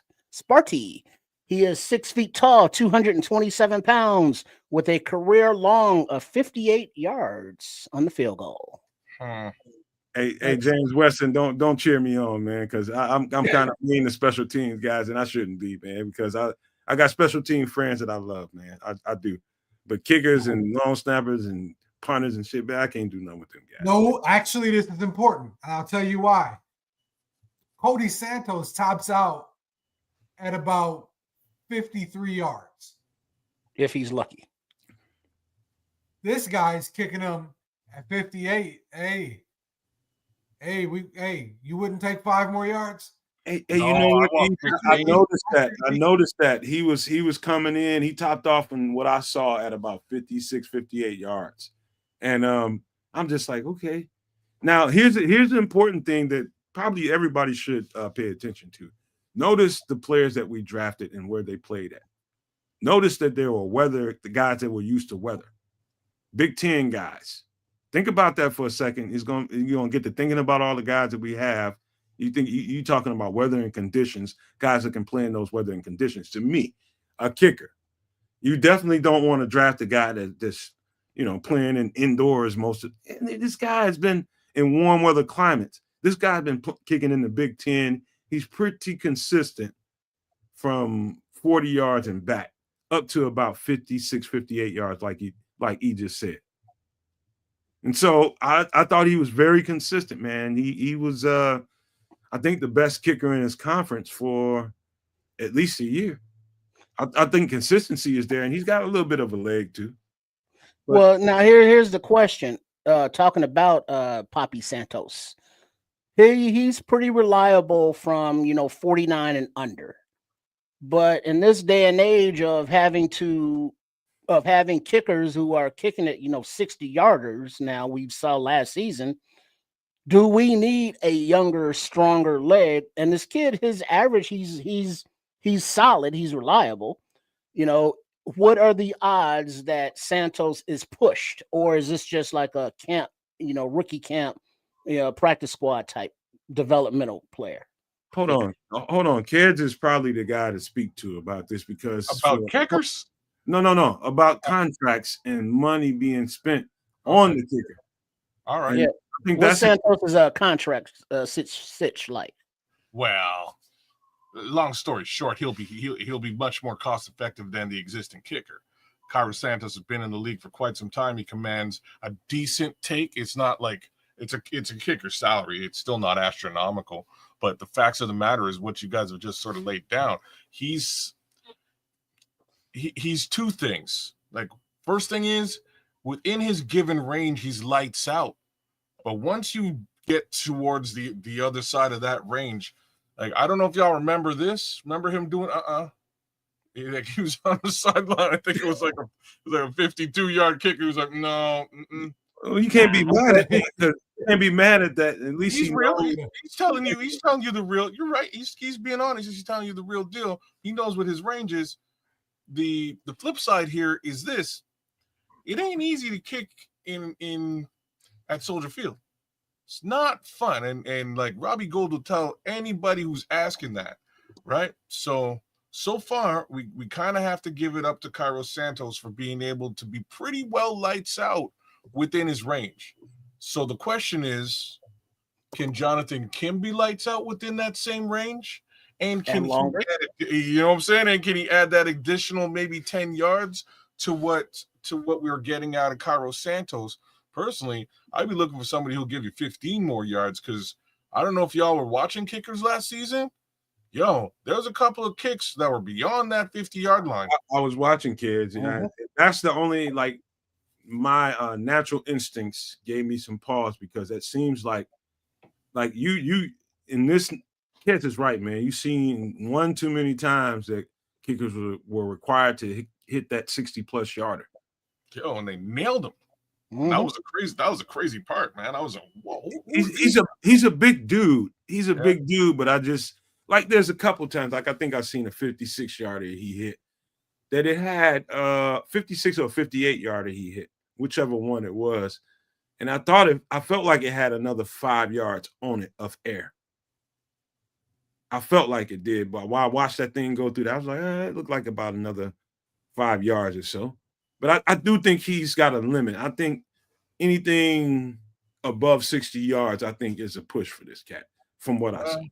Hopefully, that's still a 10-yard upgrade over Santos. It is, and like Dobbsy's nailing it right now, because that Chicago win. Where is it? That Chicago win. No, that's not it. Damn it. Dobbsy.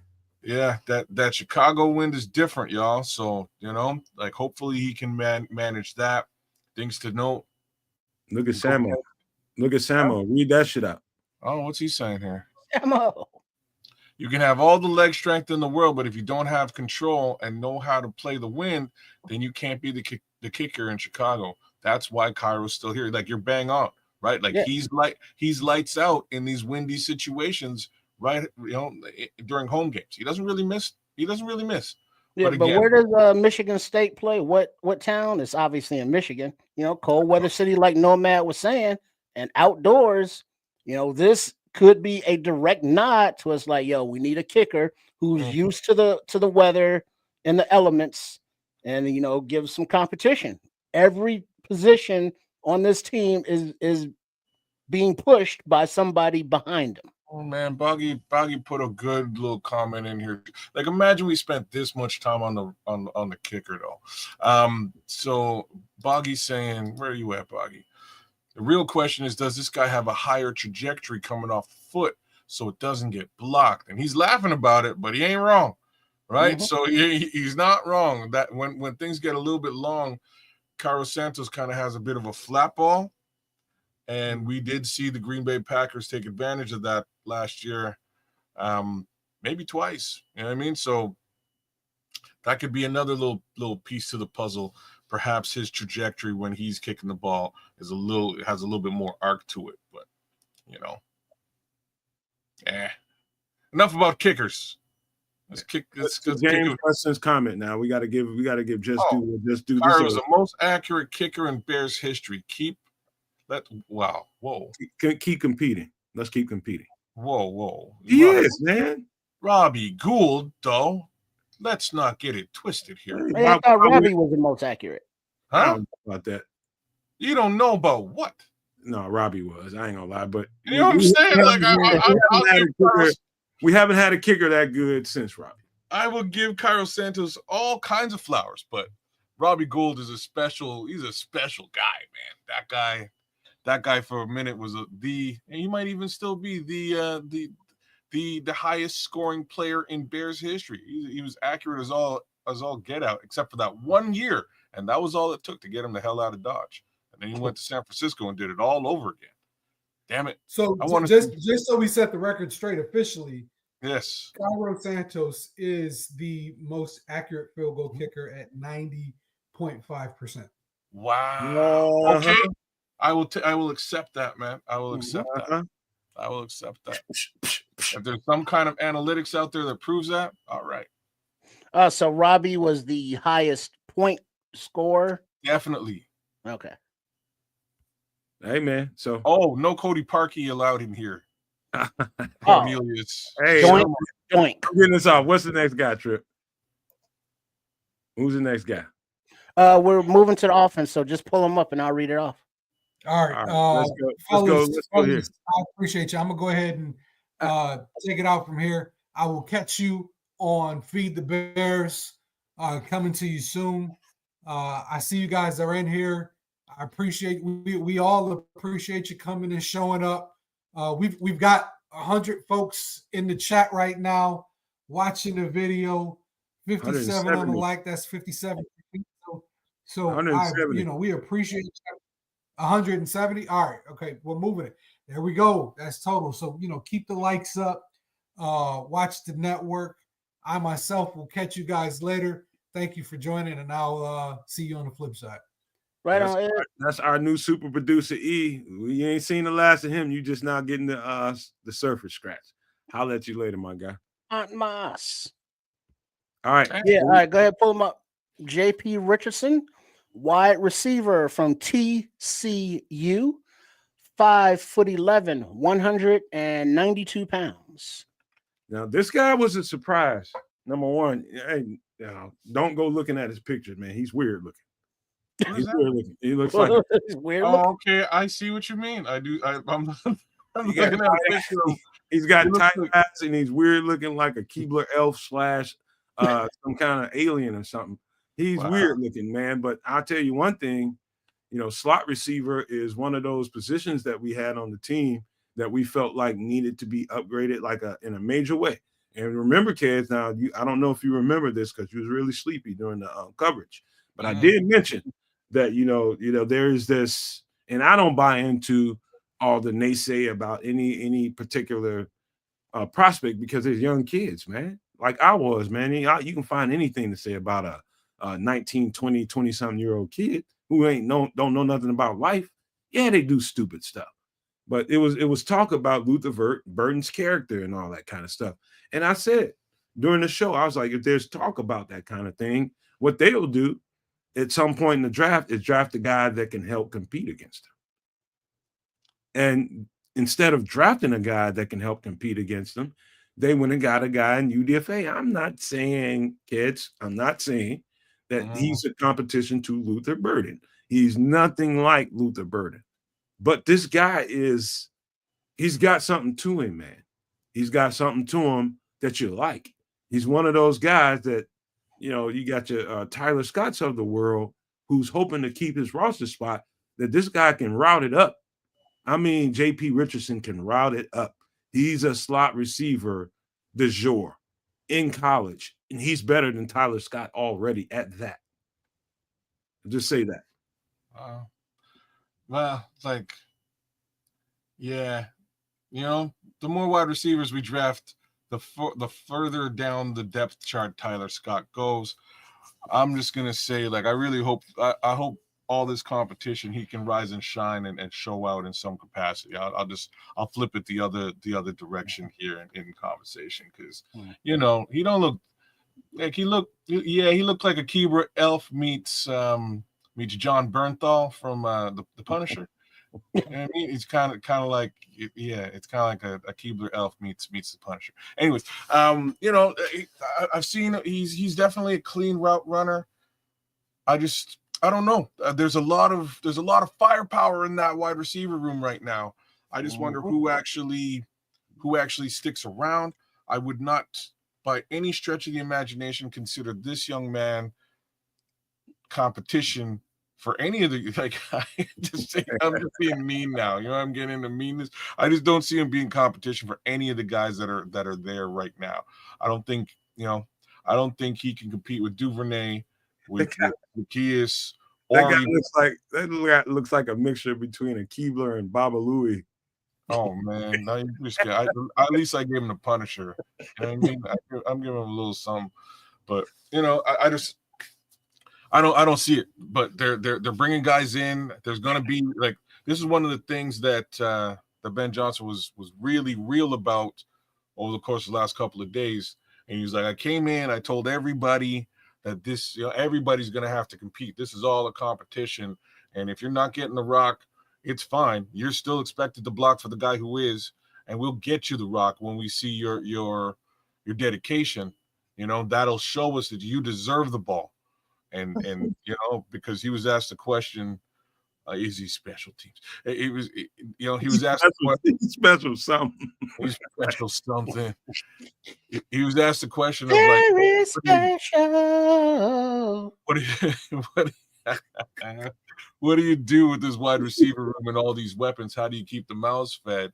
And I think that's really what it is. I think these guys are going to compete tooth and nail, and hopefully we really see what shakes out. But I don't know, man. Well, Paul got to call my man E.T. T. Richardson. Nutted, Paul. That's just mean. Hey man, hey dude is hey, I'll tell you a funny story, man, real quick. One time, so we had some cats on our team, man, in high school, on my high school basketball team. Large head people with tight eyes, man. This really scrunched in eyes like this guy. Where was this school? I can't tell you, man. But they was normal kids. They just had gigantic ass heads and weird looking. And we warming up at this team. We in Illinois now. We had somewhere Proviso East or some fucking way. And we warming up, getting ready for the game. And next thing you know, these guys, you know, they warming up. And I'm in the layup line, you know what I mean? And we just going through our normal routine, getting ready for a game. And I'm close enough to the action on the benches and the bleachers. I hear these girls, this little pile of girls over there in the corner talking about, oh, that's so sweet. They got retarded kids on the team. Oh, damn, not the R word. And I was just like, you know, and that's hateful and that's wrong. And Chris, they had no intention of being, they weren't trying to be foul. They was being like, oh, that's so adorable. Yeah. And I was, man, dude. So we go through. And you're sure they weren't talking about you? I had to do it, man. I had to do it. You walked right in. You shaved, motherfucker. But you lined that one right up for me, dog. You lined it right up. They were not talking about me. They were talking about my teammates. They were big centers and shit like that. These cats are 6'6", 6'7", big dudes. And I'm dying. I can't. I'm no more good for the layup line. By the time we get to the locker room, I done told everybody on the team, and man, we got our ass kicked so bad because we just wasn't no more good for that game just because of that, man. And it's just, anyway, man, JP Richardson, man, I thought I like what I saw on film, and I hate that I even told y'all that story, but that was just funny, man. Normally on the Nomad Network, we refrain from using the R word. So shame, Jack Trooper. You're right, man. The R word was the wrong word to use, but that's the actual word that they use. Man. But this guy, all jokes aside now, the very little that I got to see on film, I thought JP Richardson is a better slot receiver than Tyler Scott. Right off the top. His route tree was way better than Tyler Scott's. Release. His transition from one route to the next, breaking in, breaking out, hands, all of that stuff I thought was exceptional. I think he's one of those guys, you know, you get to talking about, you know, who could push somebody for a roster spot. I guarantee you this guy can push for at least a practice squad. At least. He could be the new December Webster. Hey man, I'm telling you, I like what I saw, man. I saw a little bit of St. Brown a little bit, man. A little bit of St. Brown there. I was just say that. You know what he looks like? You remember the TV show Leave It to Beaver? And Beaver's big brother Wally. Wally's friend. Look like Wally a little bit, man.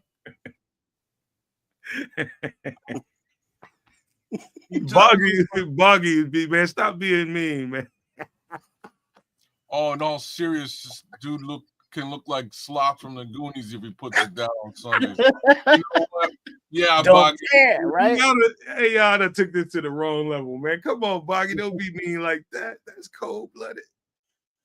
That's cool. You done took it to the wrong level, Boggy. Come on, cuz. No, don't do that. And Sloth was a cool dude. He was just misunderstood. What was that candy bar that dude like to eat? Was it Three Musketeers or was that it? Baby Ruth. Was it a Baby Ruth? Yeah, that's what James Weston said. Baby Ruth. Baby Ruth. Strong. Let me get this guy off the screen, man. Who's the next guy, man? Holy crap! All right. Let me go to this. All right, wide receiver Jade Walker, Texas A&M, 6'2", 199 pounds.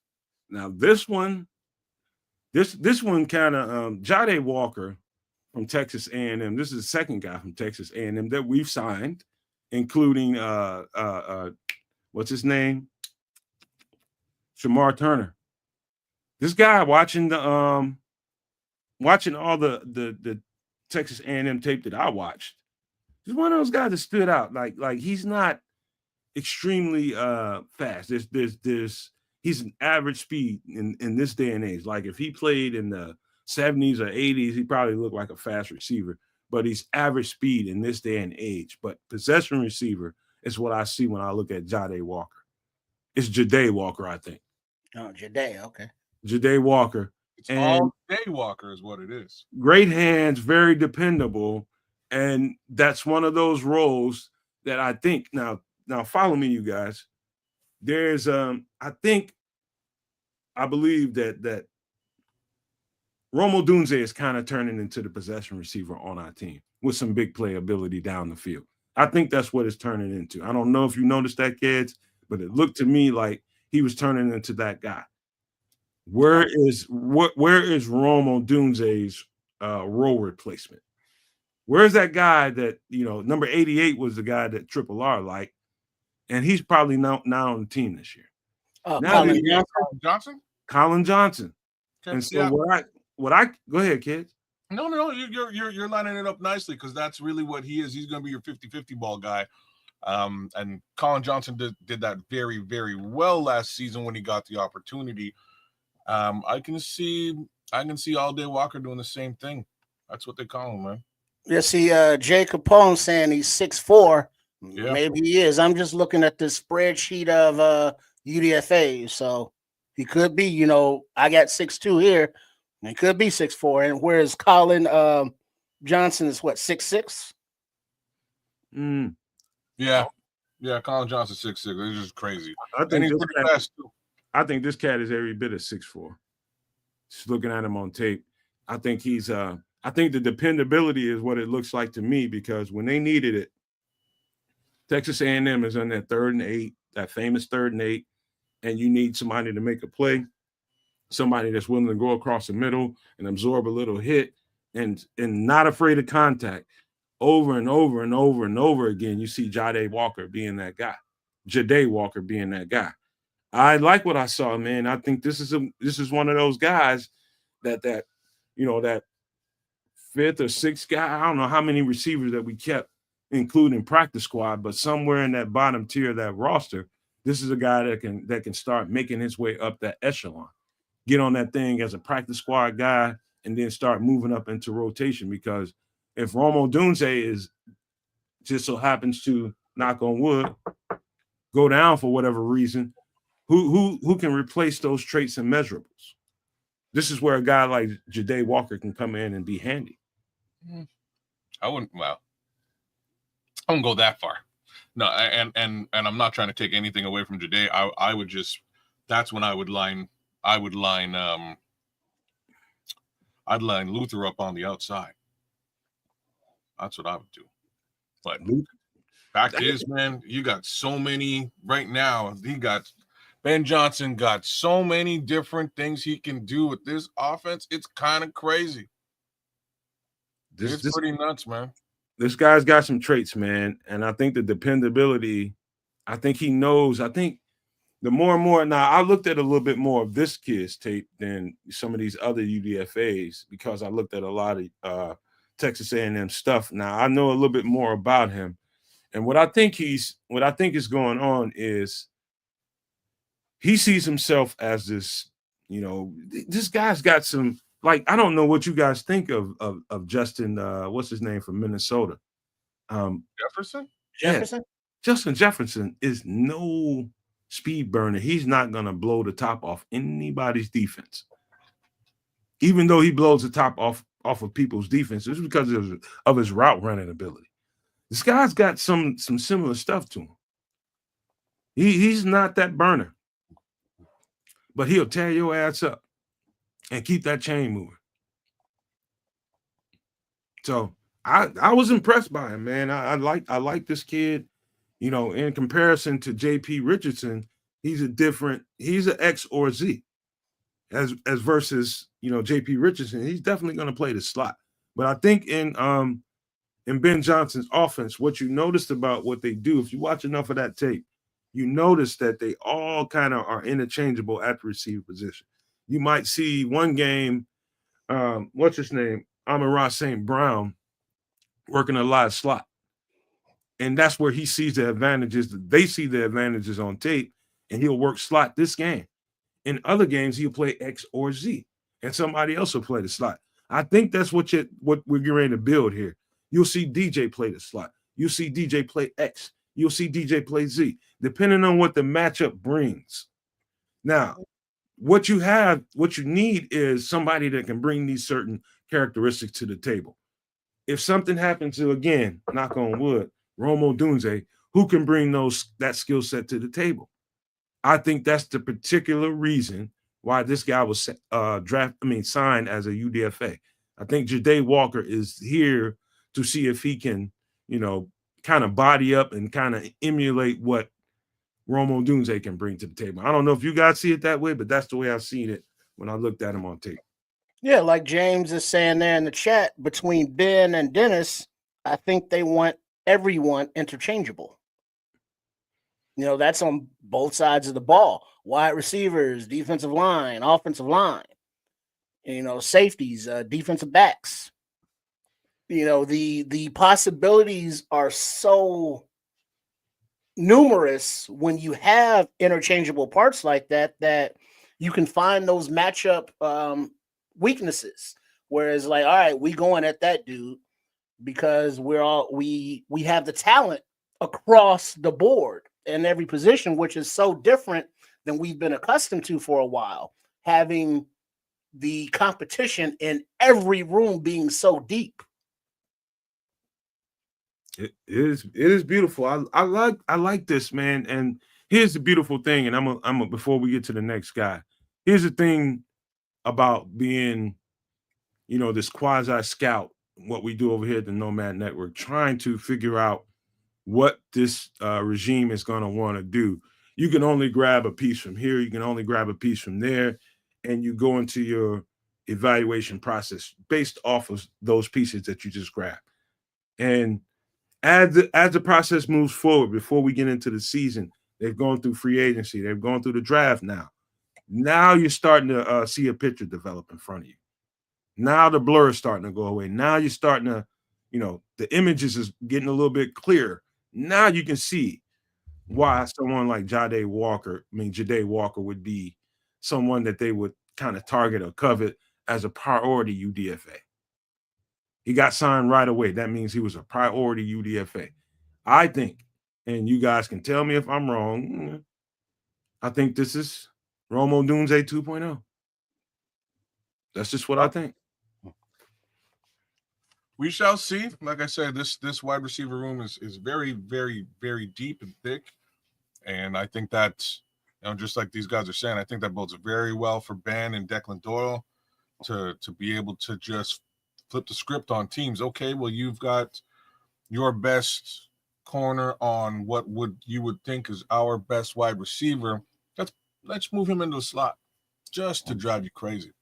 Throw a little motion in there. Yeah, throw a little motion, bring him right over here, and bring our other guy out to the wing and see what happens, right? Like, so there's so many different things you can do. We talk a lot about 12 personnel with the 2 tight ends in place. Maybe we just switch to 11 and give Colston his opportunity to sort of start, and it's a mismatch, right? Now you got some other things going on. So many ways to flip the script here. Mm-hmm. I'm intrigued. Very intrigued. Let me see what we got left. The Scrolls nailed it though. And, what he said DJ will be demanding a trade by mid-season. and I hate to like. I'm sorry. I hate to agree with this, but God. Hold on, man. Let me get this guy off the screen for you get the green. Hey, as long as we're winning, I think DJ will be good. I hope so too. I hope that's where his heart is, because I think everybody gets 700 yards. You know what I mean? Everybody across the board, including Jade Walker. Everybody gets 700 yards. I don't know if anybody's going to eclipse 1,000 yards or more than that. We will see if that is the case scenario for Luther. But 700 yards apiece for all these receivers, including the tight end. I think we got some. That's pretty good upside. I think we covered all the UDFAs. We did? I think so. I think we covered them all. The ones that happened before the show started. Johnny, Kim, Elkin, yep. Power Echo, Major Burns. Yeah, we covered everybody. Did we do Power Echoes? We did not. No, we did not. Okay, we definitely got to do this one. All right, Power Echoes, linebacker, North Kakalaka, 5'11", 237 pounds. Jay Capone, don't worry about it. We got Kyle Monangai. That's the guys that we drafted. We're talking about the UDFAs, but hang around. We'll get to all of them and break them down. Power Echoes, he's close to outside of Xavier Carlton. This guy, Xavier Carlton, and I give 2 or 3 of them a close third in what I've seen as far as these UDFAs are concerned, ranking them. Power Echoes, I'm going to tell you guys this for right now. This kid's instincts, speed, just vision, awareness on the field is very comparable to what you've seen in Ruben Hyppolite. Very comparable to Pete Warner and the Saints that Dennis Allen coached. Very comparable to those 2 guys.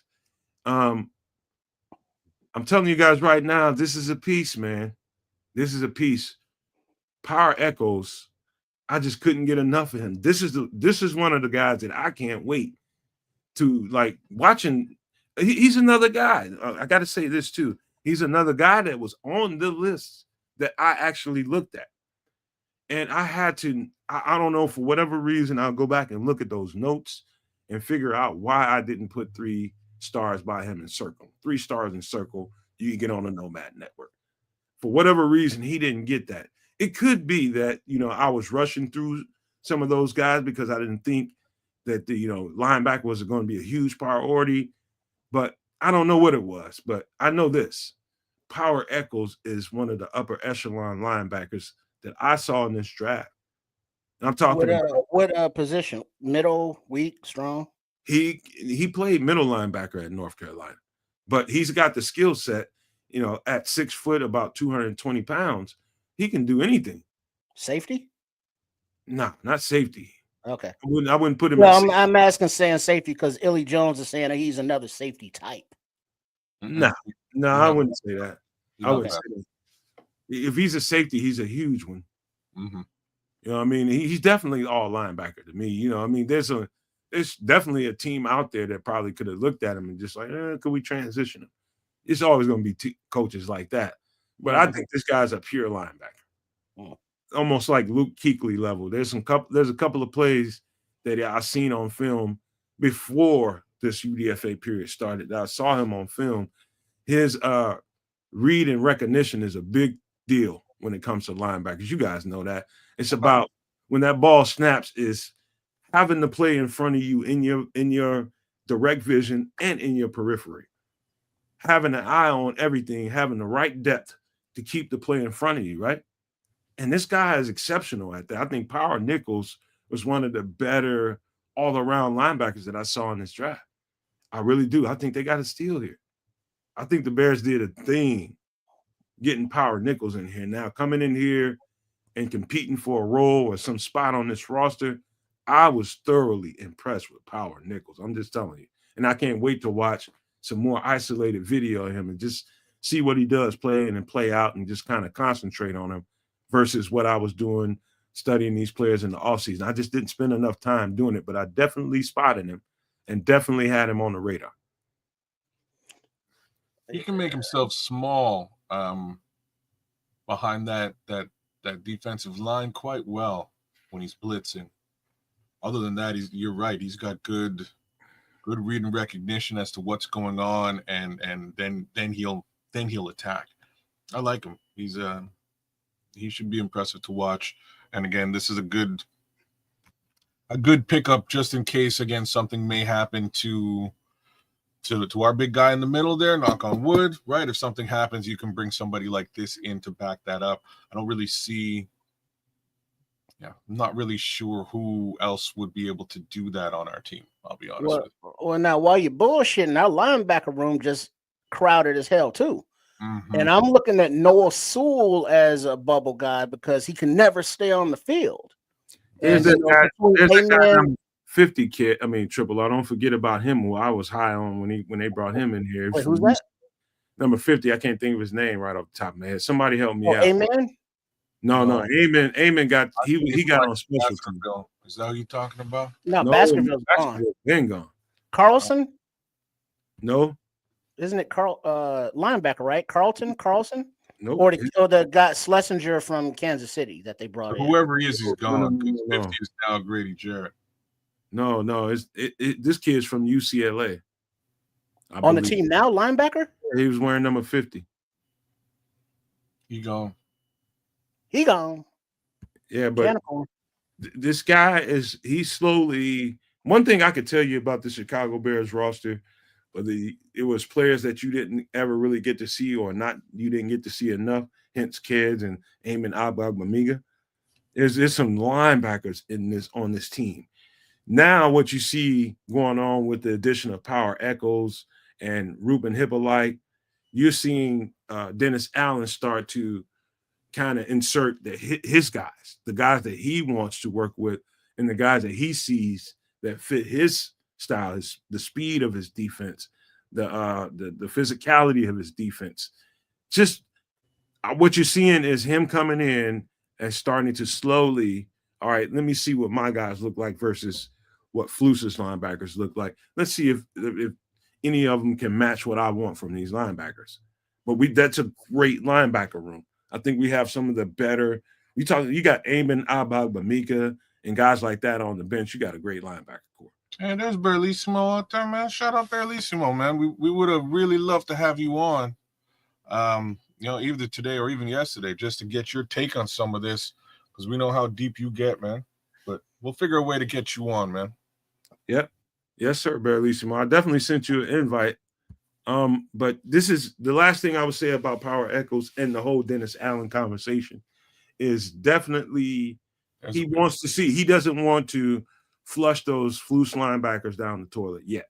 He wants to put them in a room versus his linebackers that he sees in a different way and see how they match up.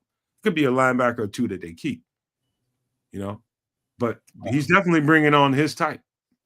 Definitely. Power Echols fits his to a T, man. Great tackler, great sideline to sideline range, the field awareness, and just the IQ and spatial awareness is great. Great in coverage.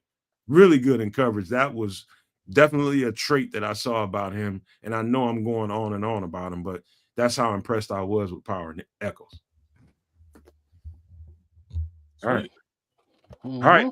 Now we got to talk about some actual guys that we drafted. Let's get right to the top of it, man. And let's get to Colston Loveland.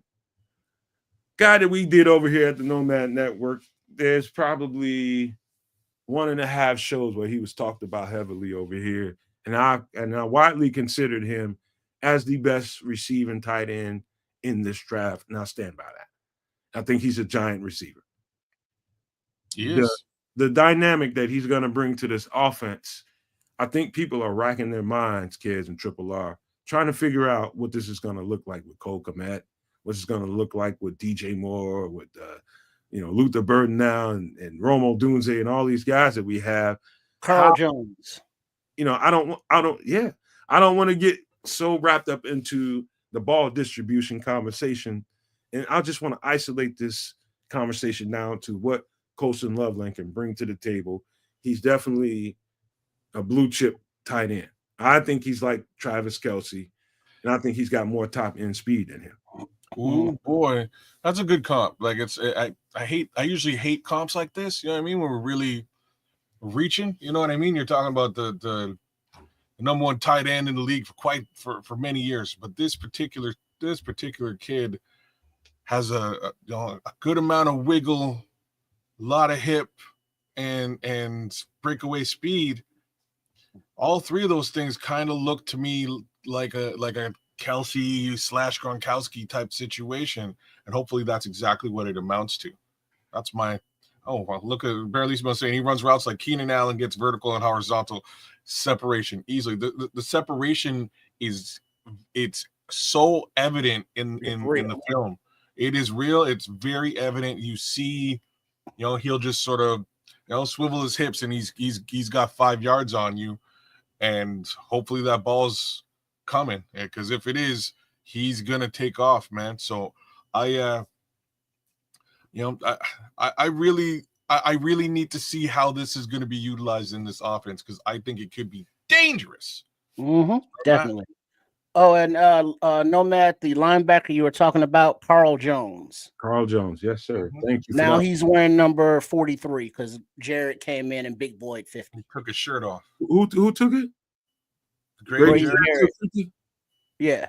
Oh, damn, I didn't know that. Yeah. Oh, so, that's weird looking. Yeah, I mean, defensive lineman wearing 50. There we go. That's dope, though.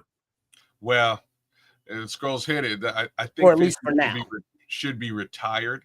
Should put that out there. But what can you do? Iron Mike Singletary, definitely. What can you do? Huh? All right, now Colston Loveland, the dude's a weapon. He like we said earlier, he finds the open spaces in the zones, and settles down and sits down and shows numbers to the quarterback. He runs precise routes and gets open with the quick feet, nice hip swiveling, and he is very good in mirroring the quarterback when the play breaks down. So Caleb will be able to find him, and he's able to get yak because of his athleticism. And then the blocking is, playing at Michigan, and as much as they run the ball, he has to block. He may not be the best at it, but he's willing and he puts his body in there, and that's not his specialty. His specialty is getting out in the field and getting yards and being the safety blanket for the quarterback. And if he is the number one receiving tight end, and we got him at 10, and you look at tight ends that usually go early, and they're weapons.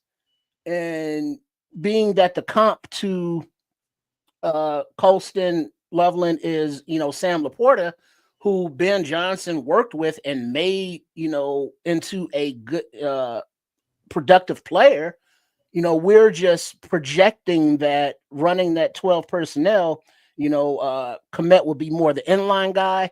And then you have, Colston splitting out, running routes. He can play, the slot. He can line up at the X, Y, all the receiver positions. And he's big, he's tall, he's strong, and he's fast. He catches the ball, and he's got those farm barbed wire hands because he does something with sheep, like branding them and raising them and shearing them and barbecuing them and all that fun stuff. So, I'm looking forward to seeing what he can do on the field. I'm glad those are the things he's doing with the sheep. Well, hey, no bad like a sheep over here. No bad like a sheep. Wow. All right. Yeah. No, I'm this. Remember that clip we saw Mongo with the nose? Oh no. Squeal like a pig. Hey, you know what? Do it all before we get into before Cares goes, man. I hope Caleb gives up that number 18. That 18 sucks, man, on him, man. I didn't like it from the beginning. I don't know if kids you remember me mentioning that, but I thought that sucked from me. It don't look right on him. What do you want him wear? 13? He probably should, man. Probably should. But anyway, Cares, go ahead. My bad. Well, Keenan Allen ain't here anymore. Right? So 13 should be available. It should be an available number. If he's really interested in making that shift, he could do it. It's his team. And okay, the numbers let's just cut it out now because Berlissimo says Loveland is wearing number 84. See, he already got a number. We're good. And number is a big thing to me, man. I quit a team one time because I didn't get the right number. Really? You sound like, honestly, my kid would do that. My son is exactly the same. I was pissed off, man. I quit. And they probably had ugly socks too. I bet you they did. I don't know about that time, but I know I quit the team. It's just like, yeah, because I came out late because my mother had me in different places during the summer, and I wasn't able to get to football practice and go through camp like everybody else. And they wanted to treat me and gave me a lineman's number, and I told him to kick rocks, man. I almost got in a fight with him. But now, how would that work as far as people that went out and purchased number 18 jerseys, and now he changes the number to 13? Does everybody get a refund, or do they have to go out and buy 13? I do not like that number, man. Not on him. That ain't on the docket. I'm just saying, ain't nobody trying to give no refunds for nothing nowadays. I'm sorry, Rocket, but I was hot, man. I was hostile. Rocket said you're supposed to be a team player. It don't matter what. You know what, man? I am a team player, but I was a dog, man. I was just like, but I want my number. You don't understand. Give me my number, dog. It's going to be a problem. Man, it's funny. Like I say, my son is the same thing. He started playing with the number 4, and he played about 5 games as number 4. Not this season, but previous season. And in game number 5, he tackled, got a sack. And as he's sacking the quarterback, the offensive lineman behind him is just holding his jersey and basically just rips right through the number 4. So he had to play the rest of this. He was so mad after that, man. Bunch more sacks because he was so mad that his jersey's destroyed. So next thing you know, he's number 6. So now he's number 6 for the rest of the season, and he's just angry that couldn't get another number 4. It'll take them some time before they actually got the jersey repaired and stuff. He was so mad. Anyways, what is this? Rick Lane says he brands cows, not sheep. Whatever. They're both delicious. Anyway, man. Anyway, man. Colston Loveland, man. 6'5", 245 pound junior out of Michigan. There's going to be more to talk about when it comes to Colston Loveland, but there's nothing anybody that watches his film with any kind of objectivity whatsoever can come away saying this was a bad football pick. Anybody that says anything less than this guy is going to be the sky's the limit based on his health and his willingness to, the coach's willingness to involve him in the offense, which I know is going to be a priority. There's nothing but the sky for him. And it's just going to be about can they build a connection between him and Caleb Williams? That's it. He's gonna be a dude. I'm gonna just you touched on just like how much of a portion of the offense can they make him, and I think he's already the de facto red zone target for this team. And I think that bodes very well for this young man. Yeah. Put that out there now. Shout out to Paul. I'm putting the I love you in because I'm a sensitive guy. Because he's been rocking with us all night. Love you, Paul, man. Have a good night, man. Take it easy, Buenas Paul. noches. Man, but Listen, let's get to the next guy. There's going to be more to talk about as far as Colston Loveland goes, but let's get to the next guy who is, where are you at, dude? This guy right here. Now, Luther Burden out of Missouri, he's somewhere around 6 foot, anywhere between 200 and 202 pounds, 205, somewhere in the neighborhood, right? This kid, now, when you heard me react to this draft pick at that time, I don't want that to get twisted into, oh, Nomad doesn't like Luther Burden. Nah, that's not it. That's not it. My emotions were at play. My emotions were involved when they shouldn't have been.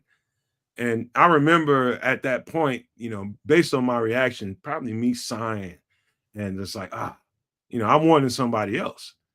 I can remember Triple R saying, you know what? And he got to a point where he's just like, is he a dog or not? And I was just like, hell yeah, he's a dog. Kid said, hell yeah. Samuel was like, hell yeah. KB was like, yeah, he's a dog. You can't take, like, he's a dog. We just drafted a dog. Y'all gonna start listening to old trips. And you were the neutral emotion at the time, Trip. Like everybody else was emotionally invested in it. You two kids, don't be trying to be cool now. Oh, I'm always cool, but I'm with you. I hear you. Jez was done after Genty, so yeah. You know what though? I was kind of with it because, like, after you're right. Like it's sort of after Genty, I was like, what are these guys gonna do? Whatever they do, I just kind of have to roll with the punches because, my heart was already broken. And, right. Unfortunately, you know what I mean? Like, unfortunately, your heart was broken at pick number 5. You know what I'm saying? That was it for me. So I had to roll with it. And he was no longer good from that point, really. He was just kind of like, yeah, whatever the fuck. Hey man, but that's what dynamic is, right? It is kind of whatever the fuck. You got to look at what it is and go, all right, so what are we gonna do? How are we going to attack this situation? And they attacked it by selecting one of the top wide receivers available in the draft. This kid's not a joke. And like, as much as we were saying that the Colston Loveland is not a joke, this kid is not a joke either. He's very similar to DJ Moore in capability. Stature. It's not just stature, but in capability. Very similar to, like, I would say a Deebo Samuels, but with better hands, which to me is just like DJ Moore. You know what I mean? Can I jump in real quick? Talk to Barlissimo just a little bit. He says, I'm going to read it out. Luther Burden. He says Luther Burden needs to tighten up on his stems. I'll get back to that. He says, gets a little bit imprecise at the top of his stem. Kid's electric once he has the ball. He at worst is Debo light. Yeah. I'm gonna take you into my world, Barlissimo. Receiving defensive backs, you're not wrong at all. Matter of fact, he's dead ass on. When you look at the film of Luther Burden, one of the things you notice is how lazy he comes out of his breaks. It's like when you're better than everybody else, and sometimes you just and there's multiple layers to this conversation. It's not like he's going out and being lazy about what he does as far as his job goes in the offense. No, that's not that. He's comfortable. When I'm looking at him on film, he's very comfortable. And he's coming out of his breaks really lazy. Now his releases, I think, are electric. I think at times when he knows that ball's coming to him, when he knows, underline what I'm about to say right now, when he knows that ball is coming to him, his releases are Odell Beckham-like. He gets, when I say releases, just got to make sure people are following me. When he gets off the ball and he's on that defensive back, and that defensive back is trying to figure out, all he knows is the formation and what could come out of that formation, and how Luther Burden releases off the ball is gonna determine, basically how the cornerback breaks on the route. If he has to break on the route at all, if it's a zone coverage or a man, in particular man coverage. If it's off man and you're watching that guy come off the ball, you want to get a sense of how he releases. His releases are electric when he has the ball coming to him. But at times you can see this is to Barlissimo's point. It's lazy when he's not getting the ball. He's just lackadaisical. And even when the ball is coming to him at times, sometimes a receiver and DBs get a little bit tired, and it looks like they're not putting any effort into their stems. Stems are, let's just say, kids in triple R, I'm going to run an out route. And so I'm going to run that thing, and I'm getting to the top of my route when I get off the ball, and how sharp and how precise I make that cut or sell that cut to the defensive back that's covering me. That's what he's talking about when he's talking about imprecise. Okay. Well, we all know that Coach Antoine Randall, as mentioned here in the comments by several people, ain't gonna have no laziness, no lackadaisical play out there on the field. The way he not Jameson Williams there with the kiddies, he got him on the field and made him produce, and he didn't produce or he messed up on the field. Coach Randall was in his ass as soon as he got to the sideline. And that's what good coaching is. And Randall was a wide receiver. He knows the game, and they all respect him for it. And when Burden got the phone call from Poles and crew, Randall was like, yeah, boy, because he sees the dog in this kid. And he's like, man, I get to coach him too. And so I'm looking forward to seeing the explosiveness and the yak from Mr. LB3. Well, I'm glad Randall L is here. I'm kind of hype about that. He was definitely hype about this particular selection. And y'all nailed it. Like this wide receiver room is a bit too deep now for laziness to occur. Right? You're just not going to see the field, bro. So, take all that tutelage, all that coaching that Randall L is going to put into you directly, because I know that's exactly what's going to happen over the course of these next few months. He's going to put a lot into this particular wide receiver because of the investment in him. Considering all that, there's a lot of humanity you got to compete with to get time on the field. And if you're not going to do it, if you're not going to put in them blocks, if you're not going to, come out of your breaks and release with vigor, you might find yourself on the bench. Now, Nomad, what was the Cliff Note version of what Steve Smith had to say about Burton? I think we just gave it to you. Yeah, I'll give it to you. you. Just that he's lazy sometimes. I'll give it to you a little bit cleaner than Steve. Steve is like man, that's my guy, dude. Like one of these days, I'm gonna get Steve Smith on the show. I guarantee you that he's coming on this goddamn show, and we'll have a good time talking. Steve Smith is like the NFL version of me, as a receiver, and he's just raw and uncut, and he ain't apologizing to you about it. And they're asking him on that show to put it in perspective. And on that show, they're asking him to break down these players. They want to know what Steve Smith thinks about these receivers as they're coming out in the draft. And Steve Smith's going to give it to you. This is how he gave it to you in the game. He's just raw and uncut. And he's looking at Luther Burden, and he sees the flaws in his tape. And here's what's unfortunate about fatigue, and when you're playing football on a level like that, you add on that I'm all that. You know what I mean? Every fucking dude at that level thinks they're all that. And they are. You know what I mean? But sometimes the shit can go to the nth degree. This thing ended up, and this is part of the conversation Steve Smith was having with that guy that co-hosts that podcast with him. He was talking about how Luther Burden chose not to participate in the combine. I have my thoughts about that doesn't necessarily agree with Steve Smith. And if he came on the show, I'll talk to him about that. But he chose not to do it. Now, I ain't mad at him for that. But I guess it came off to some people as arrogant. This is based on, like, if you look at his... Steve Smith being arrogant? Listen, no. Let me finish. Okay. 2023, right. Luther Burden was much better than 2024 Luther Burden.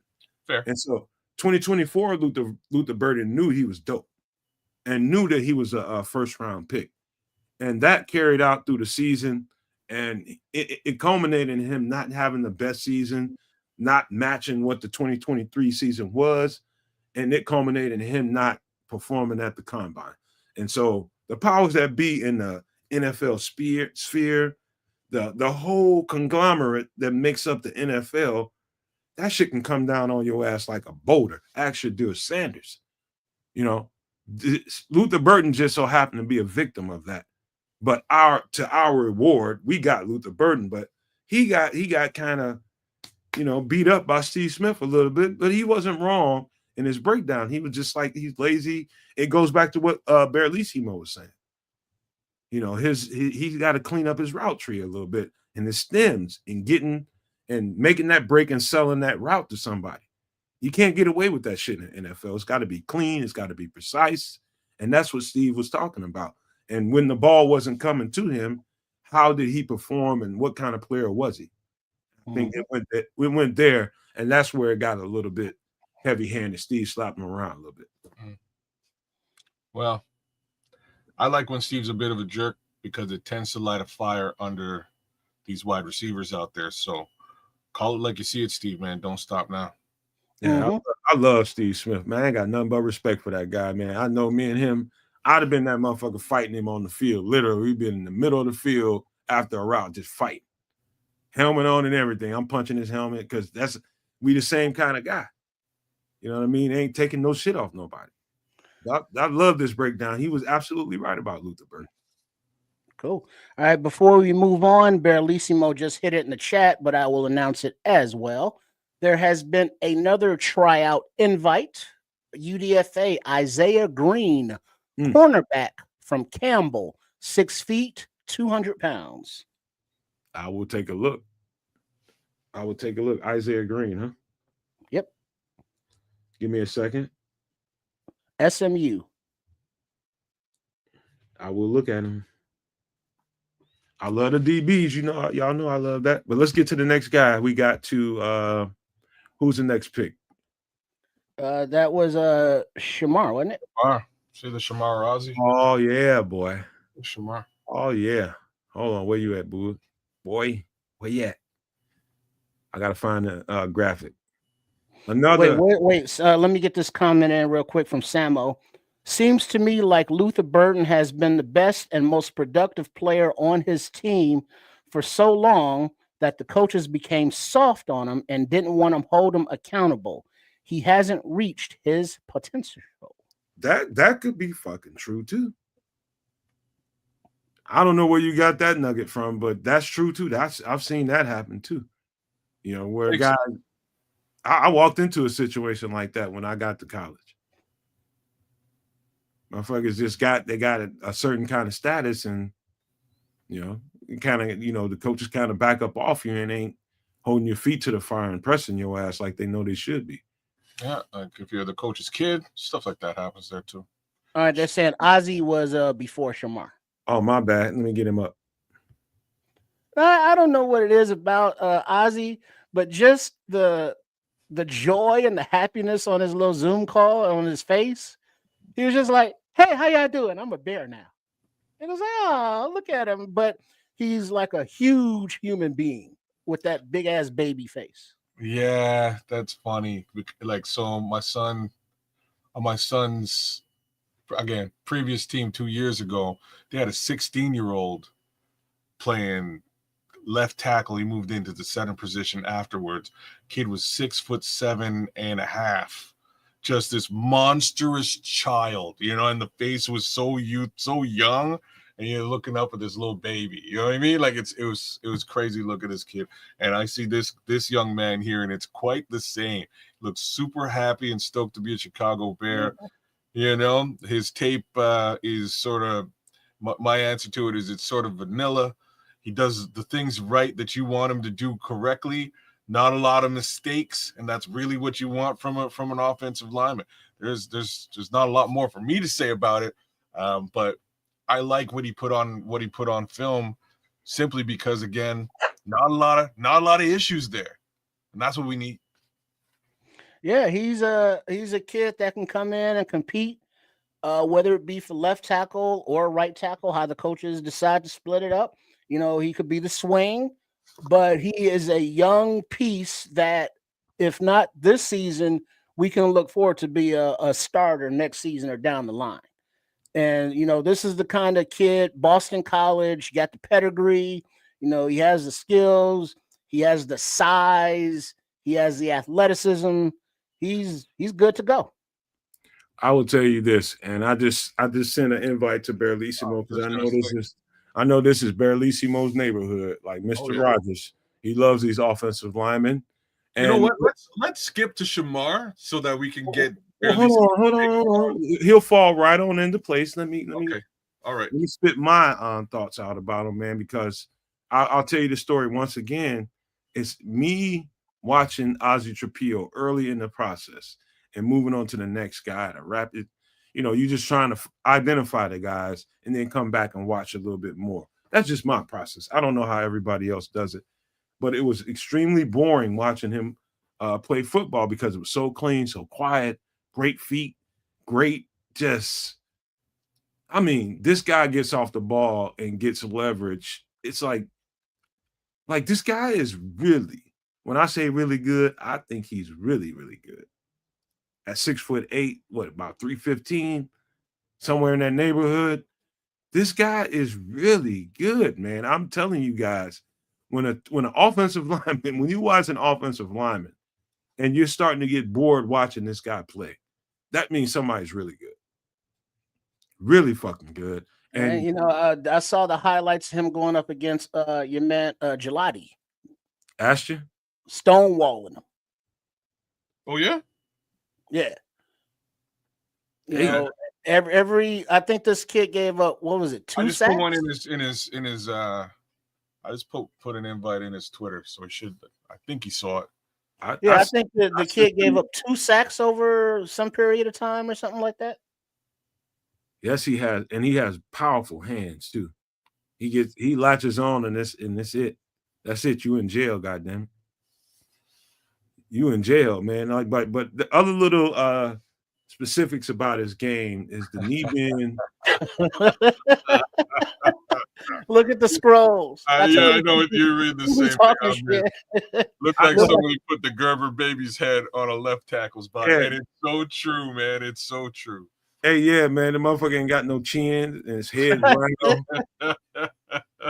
He ain't got no chin and his head's round on top of it. He's just big face, everything. He's a weirdo. He looks like a weirdo too. I ain't gonna lie to you. Yeah, but he's got some mean to his game too. Extremely mean. I like finishing is part of what he is, man. Like this guy's got some tenacity to him and a temperament that I think can be contagious, man. You see that. Now you got to remember this tape goes back 4 months. You know what I mean? Maybe longer than that. 5 somewhere into the season, I started watching these guys, and I'm telling you guys right now, this dude's tape is so clean. It's like you almost have to be an asshole breaking him down and trying to find something bad to say about him. The only thing I think people can say about him is that knee bend, and I think he knows that too. He's 6'8". He knows he needs to crouch a little bit, but man, it's hard to find fault in his game, man. It really was.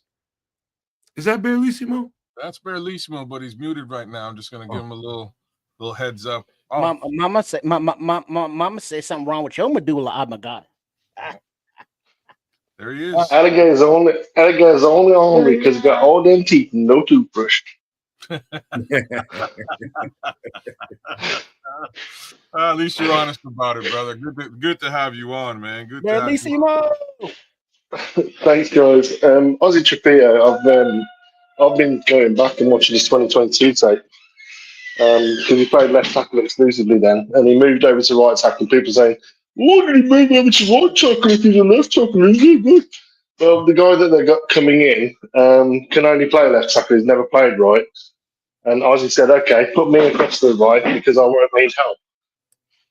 So that's the reason why he moved over to right tackle. And he looks exactly the same. I watched him when he was 19, 20 in the 22-23 season, playing left tackle against Rukaroro, against all sorts of top-level talent that he played against. And as a pass blocker day one, he's better than Braxton Jones. He's a good run blocker when he gets onto people. The only thing is he has a tendency at times, this is his one flaw, is when he's playing zone and he's got to reach block, he has a tendency at times to stop his feet or not run his feet enough to keep them underneath him. Yes, he does. He does have what you call a flat back. He's not a waist bender as such. He does keep his back flat and lower, but he keeps his ass out and down, which is the reason why he's able to stay as low as he is at 6'8".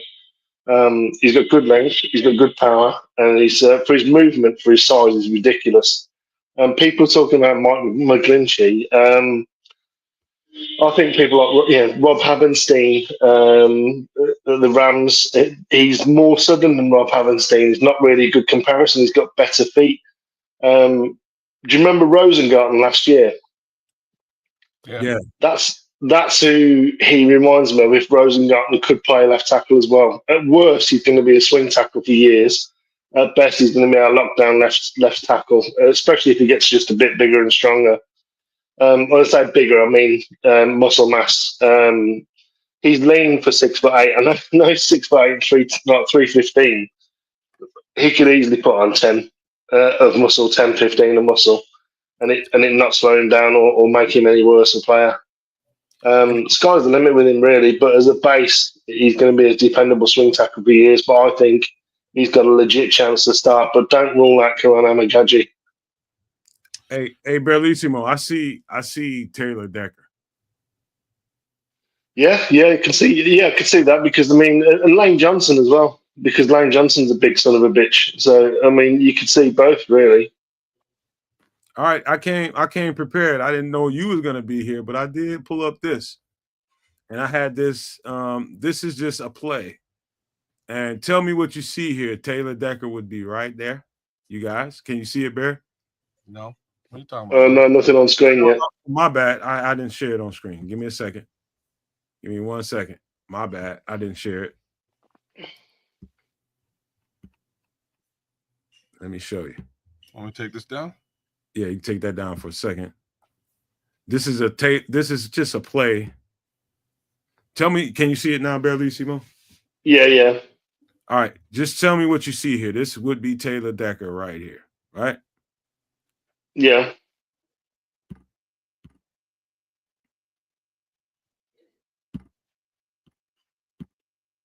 You see the bend? So 45 set that's what I mean by the flat back, but the ass is low. I mean, that's exactly what I'm talking about, and that's what he does. So when you talk about, a flat back means the shoulders seem to be lower, and you can see the numbers a bit more on the sort of the camera in the sky. You can see the numbers, but in the stands for the rest of the guys who are upright, the problem is with Braxton Jones is when he looks like he's standing upright, because when he bends, he's either bending from the waist with his legs straight, or he's basically got his chest up, which is why he gives his chest up in pass pro. That's why Braxton fails, is because he doesn't get his ass down. The difference you see here with Decker is his ass is down. Yes, his back is a little bit flatter, but the patience that you see there and the sort of the wingspan that's sort of saying to the defensive end, I want you to declare. He's not throwing his hands out. He's being patient. 45 degrees set. He's turned his hips a little bit early there for me, but there's nothing bad about that. But he's going up against Jared Verse, who's going to basically press the outside and then either speed to power or long arm. So you'd expect him to do that. So it looks like to me, as a defensive back and a new booty to the offensive line game, it looks like he's to Bellissimo's point, getting yourself in a position of power. It looks like that. That's what it looks like to me. When you're flat, you're looking to receive. It's gathered. Yeah, keep going, Bellissimo. Yeah, so if you I don't know if you want to run it.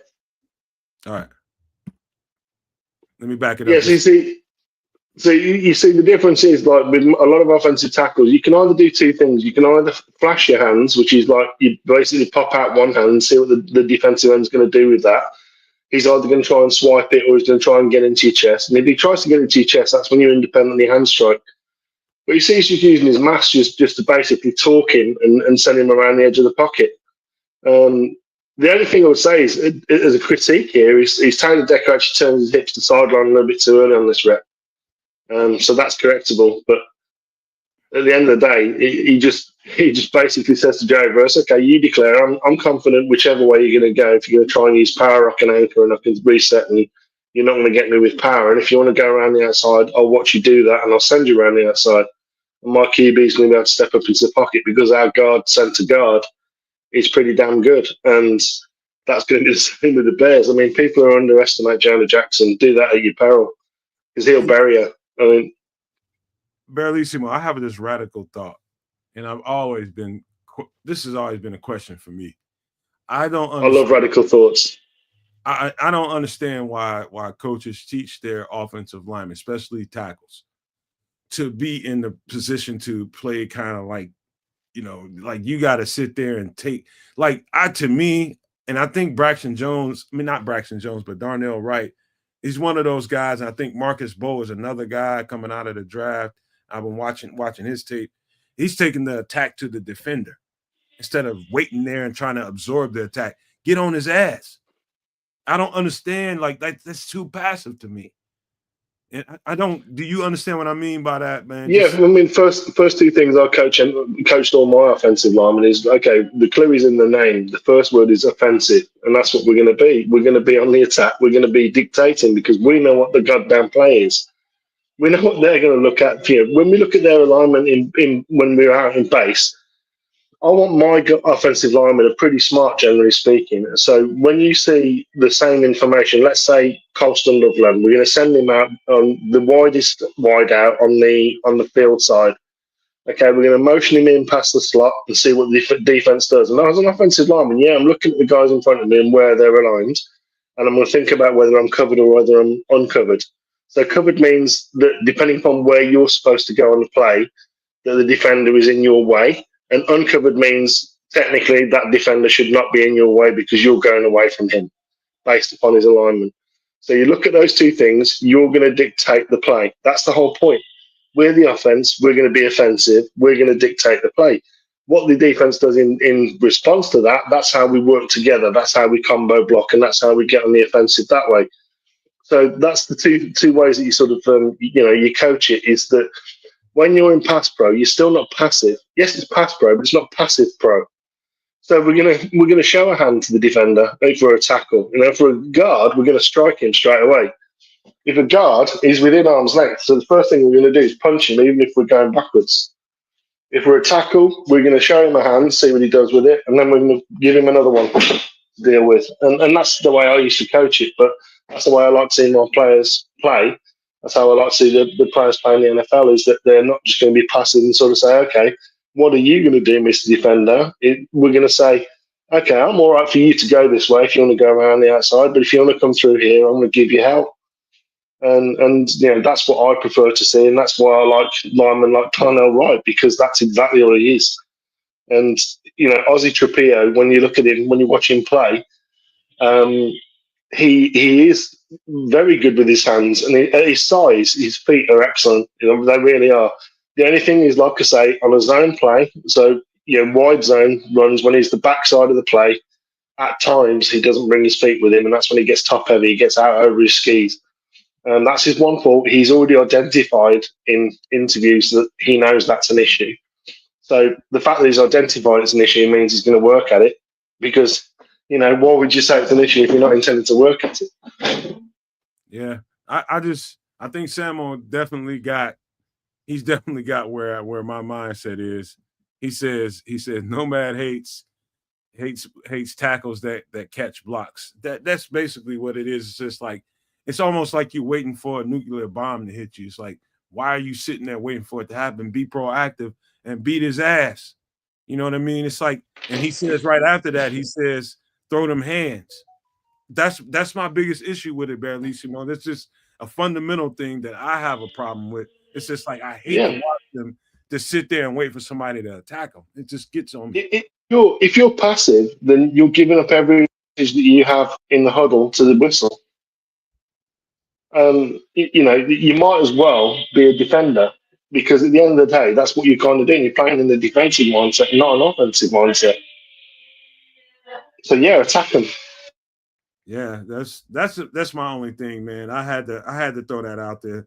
Samo channeled inner Nomad on that one, because that's exactly what I was thinking, man. It's just like, something's got to change about that. But see, Samo, one other thing before we get out of this conversation, let me take this down for a second.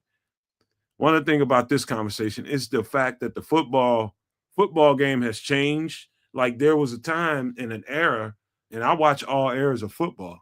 There's a time in an era where you can beat the dog shit out of people with your hands. Offensive linemen could. You can slap the shit out of them. defensive guys could do it, offensive guys can do it, and it was a thing. Like it was almost like a hand fight. That game is. I wish that game would come back. I really miss that level of football, but guys were whooping the shit out of people's helmets, man, and you had to love that. And so I think you talking about an era of coaches that have come up right behind that era, right? Am I right, Berlissimo? Most of these coaches have come up beyond that. Yeah, era. but now sorry, that's my son in the background. Now you're teaching them to punch the pectoral, so you're punching the chest. You want independent hand strikes. I do, certainly as a coach. So yeah. But what do you think about the draft? While we got you, man, before you get hella busy, it sounds like you might be. What do you think about the draft overall? Yeah, I mean, it's not the guys I would have taken in the order that I would have taken them, but I do understand most of the picks. The one that was a bit of a head scratcher for me was Hyppolite, but the more I watch him, the more I see Nick Bolton with a missile up his ass. You should have called me about Hyppolite, man. Yeah, I mean, Hyppolite. I mean, I've been watching his tape since, and he's definitely a sort of he's quite clearly a film rat because he reads his keys and triggers really quickly. Running hit linebacker. You know, the comparison in terms of his Raz is Patrick Queen, and if he plays like Patrick Queen, we've got an absolute steal. So I thought he ascended as a player as well. I watched some of his tape from the previous year. Not as good, not as instinctive looking. And last year, definitely the light seemed to come on, and he was far more active and far more offensive as a defender. Shamar Turner, if he'd have been able to run, I think Grady Jarrett 2.0 with Shamar Turner, but like a mix of attitude of somewhere between Grady Jarrett and Akeem Hicks. That kind of attitude. He doesn't have the mass and size of Hicks, but he's got that look in his eye that, you know, if things, he's the guy that you want in the room when things go bad, because he's going to be the one. Might not say everything, you know, out in front, but he's going to be the one that triggers and, you know, just goes Hulk smashing everybody. So I love the kid's attitude. I love the desire he plays with. He's extremely active with his hands. He's very quick off the mark. He was completely miscast. Watching Texas A&M tape for defensive tackles is almost pointless unless you're running a 3-4, because it's all two gap, and it's not about gap penetration, which is what he's going to excel at when he comes into the NFL. Plays with excellent pad level and extreme violence with his hands, which I love. Zay Frazier is the guy that I was really high on, and I see, I've already mentioned that Eric Galko has done the same. If you look at Eric Galko's tweet, the other defensive back that came out of UTEP, he reminds me very much of him. Not the same mass, he's more skinny, but Zay Frazier will at times look like he's not in phase with his receiver. In phase means, you know, lot on his hip. He gives himself space because he knows he can make up the ground while the ball's in the air. Closing on the ball while it's in the air. Exactly. Because he's got the range and he's got the size and he's got the speed.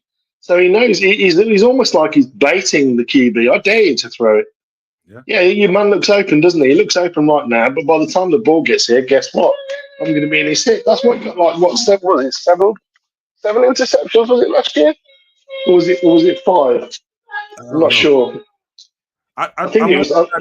Hey, Berlissimo, one thing I noticed about him is, you know how most of the longer guys that play corner or play safety, the longer limb guys tend to have a little bit longer of a stride and not as quick-footed as some of you that you might like.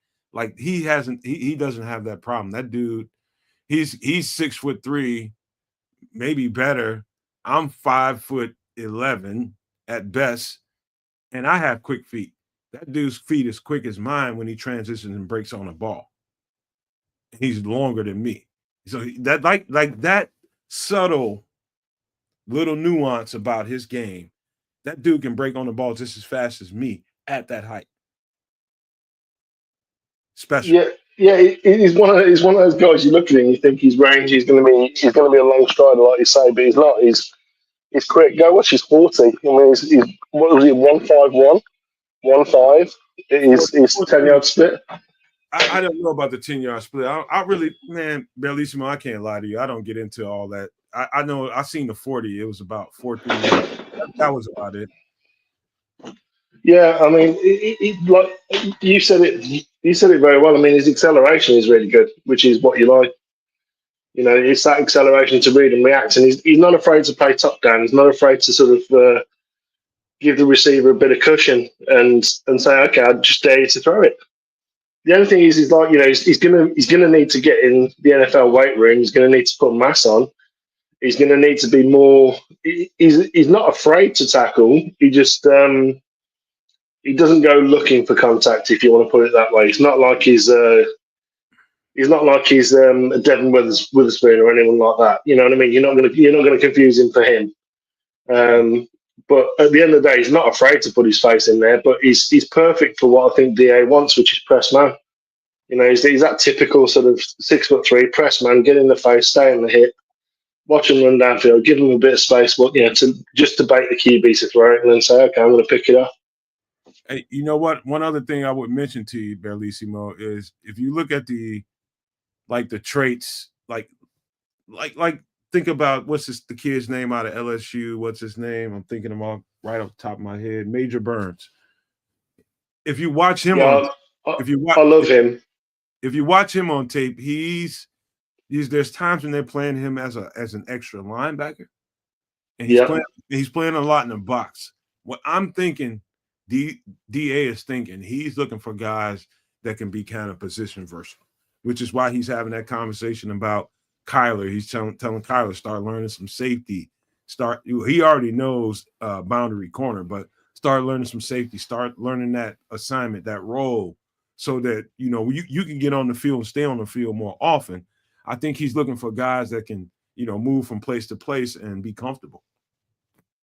What I noticed with Major Burns in the LSU defense was they almost used him as a bluff in a way of what they're showing on defense. There was loads of times as well, I'm sure you've seen it, Nomad, is that he'll be the nickel cornerback, but then when the ball snapped, he's the one high safety.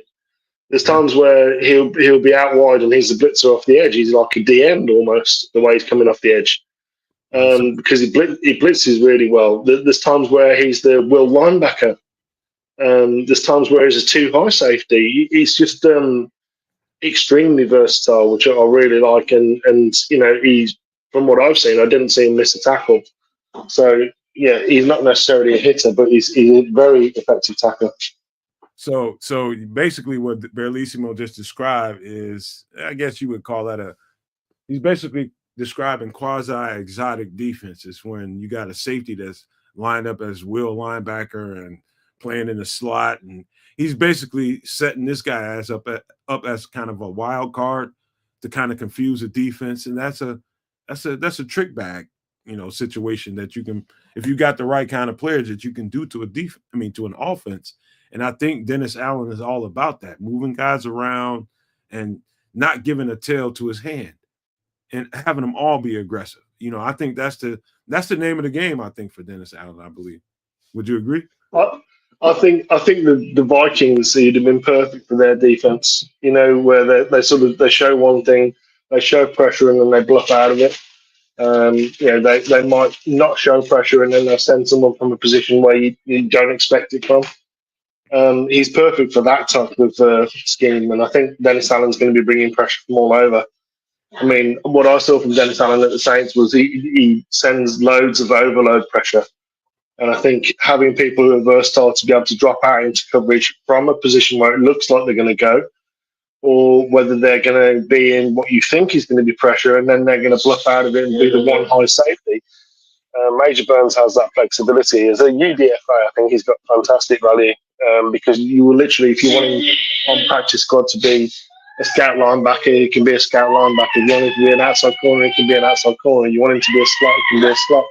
It gives you a lot of flexibility from that point of view. As a base, as a rookie, he's going to have to learn it on special teams. He's pretty good as a protector and as a gunner. So, he's got a lot of flexibility, and I like him. I think he's a good player. I've put a bit of all-22 out on him as well. Before I let you go and get with those babies back there, one thing you got to be, I know you will agree with this, is you won't do those types of disguised defenses with certain players if he doesn't have the hips to transition into the different roles that he has to play. So if you got a guy sitting down in the box as a will linebacker, and you need that guy to back out of there when the ball is snapped and transition into a safety and get back to a spot. That's the key. You need a guy that can transition, has swivel hips, that can do it. Obviously, the guys that we just brought in here bring that to the table. They bring that to the table. You need to have some swivel hips, move, and get to a spot really, really fast. And that's the idea, man. Would you agree with that? Yeah, I mean it's one of his best talents is his ability to sort of keep his shoulders pointed towards where the read is, but be able to flip his hips with the receiver and stay neutral. That's one of his talents, and like you say, with defensive backs, that's one of the keys. If you're stiff in that turn, that's where Colston Loveland just beats everybody that he goes up against. He's able to use leverage against people, and he understands it, and he does it very well. With someone like Major Burns is able to flip his hips but keep his shoulders pointed towards the target and keep his eyes on the player. And people like Zay Frazier, underestimate him at your peril. Yes, he's going to have to put mass on, but Major Burns, which is an unfortunate name for a defensive back, but it's the name he's got. At the end of the day, I'm not the only guy who thinks like that. It is an unfortunate name for a defensive back. Well, you might as well be called Toast McBurnface. You know what I mean? It's like that's not a great name for a defensive back. Perfect. Or Chris Blewett, the kicker, right? Remember Chris Blewett? Yeah, I do remember Chris Blewett. Yeah, but Major Burns at the end of the day, like Nomad's absolutely nailed it there. He does have very, very smooth hip transition. Being able to flip it from left to right to left. And even just in a sort of a neutral square back pedal, he's good at the back pedal. He didn't do it that much at LSU because, like I say, he was all over the place. They really did. Like Alabama, they used to have like a star defender. So if you want to make a comparison, it's lofty to say, but the one that's going to be most readily available is Minka Fitzpatrick. He can do that Minka Fitzpatrick type role. Barrelissimo, we got to get you back on the show and have you come as often as possible, man, because there's a lot of stuff, all 22 wise and everything else to break down to help the fans see how these players that we just acquired, whether it be some guys that we drafted or the guys that just came in as a UDFA, to help them see what the coaches are seeing. And there's a handful of people on the internet that do it well, and you're one of them for sure. And that's why I want you to come back when you can, man. I just want to let you know that the door swings wide ass open for you, man. You come on back, but in the meantime, you take care of them babies, man.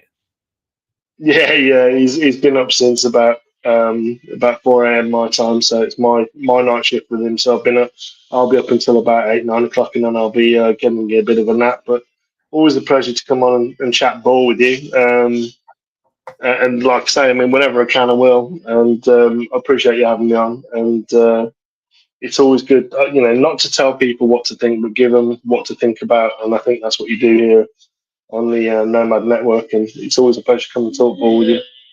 Just for the record, man, before you get out of here, we have Feed the Bears coming up, and we're planning to do a podcast more in the daytime. It's gonna probably be about 1 o'clock Central our time.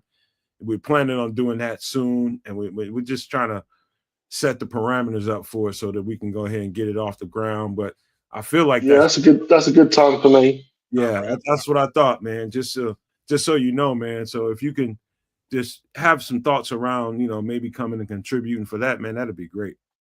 Before you go, where can folks find you, Barrelissimo? Give yourself some shameless self-promotion. I've got my own YouTube channel. I try and put tape on when I can. Again, what I try and do there is teach, not preach. So that's what I try and do there. And like it says on the screen, at Barrelissimo1 on Twitter/X. I'm also on Blue Sky as the same handle. So if you want to hit me up on Blue Sky, you can do that as well. I don't go on there that much at the moment because it's a bit of a barren wasteland. We need more people over there and away from X. But yeah, you'll still find me on X for the time being. And just appreciate being on chatting ball with you. and being a Bears fan and enjoying that. So bear down, everyone. Thanks for having me on, and I'll speak to you soon, no doubt. We'll holler at you real soon, Barely. Right on, Bear. Lissimo. All love. Yes, sir. Let's see. He blew it. Why? He needed the money. Right. We got a few more players to get to, man. Shout out to Barlissimo. You guys that don't know how to find what Barlissimo does, you definitely need to get your Twitter account. If you're one of those people that feels like you're just looking for that Bears content, you're looking for nuanced detail as to who these guys are, what they can bring to the table, Barlissimo is definitely one of those guys that can help you with that. We're not the only people in the Bears universe that can do that. He's definitely one of those guys, man. So he's one of the best. Actually. Yeah, he's out there. Like there's a Nomad network. There's Barlissimo. There's Swift is out there. There's guys. Coach T, got to get in contact with him soon, man. But there's guys that really know nuanced football that can really bring it to the table, man. And just saying. Hey, Barlissimo, put up your information there in the chat. Because he said not only Twitter but Blue Sky as well. If you don't want to go to that hellscape. Yes, sir.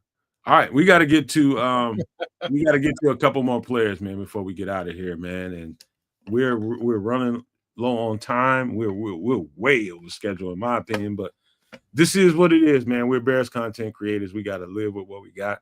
Barlissimo came, and that's what it was. Who's our next guy?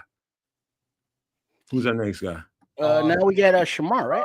We should do Shamar Turner. Oh my God. Get my guy on here. Second time around. Y'all don't even that's Shalimar, my bad. Y'all don't even know how hard I went on Shamar Turner. This is a Nomad Network special. This is Shamar Turner, defensive tackle out of Texas A&M, 6'4", 300 pounds, senior. And you can see what it says on the screen. Exceptional athlete with great bursts, position versatile, and very, very disruptive. I can remember the first time we did the show, and I was talking about him. And I can remember, in the green room when I was setting up the conversation to talk about him, I had to show FFG who he was. And he was just like, Shamar Turner. All right. I said, just go check him out on tape.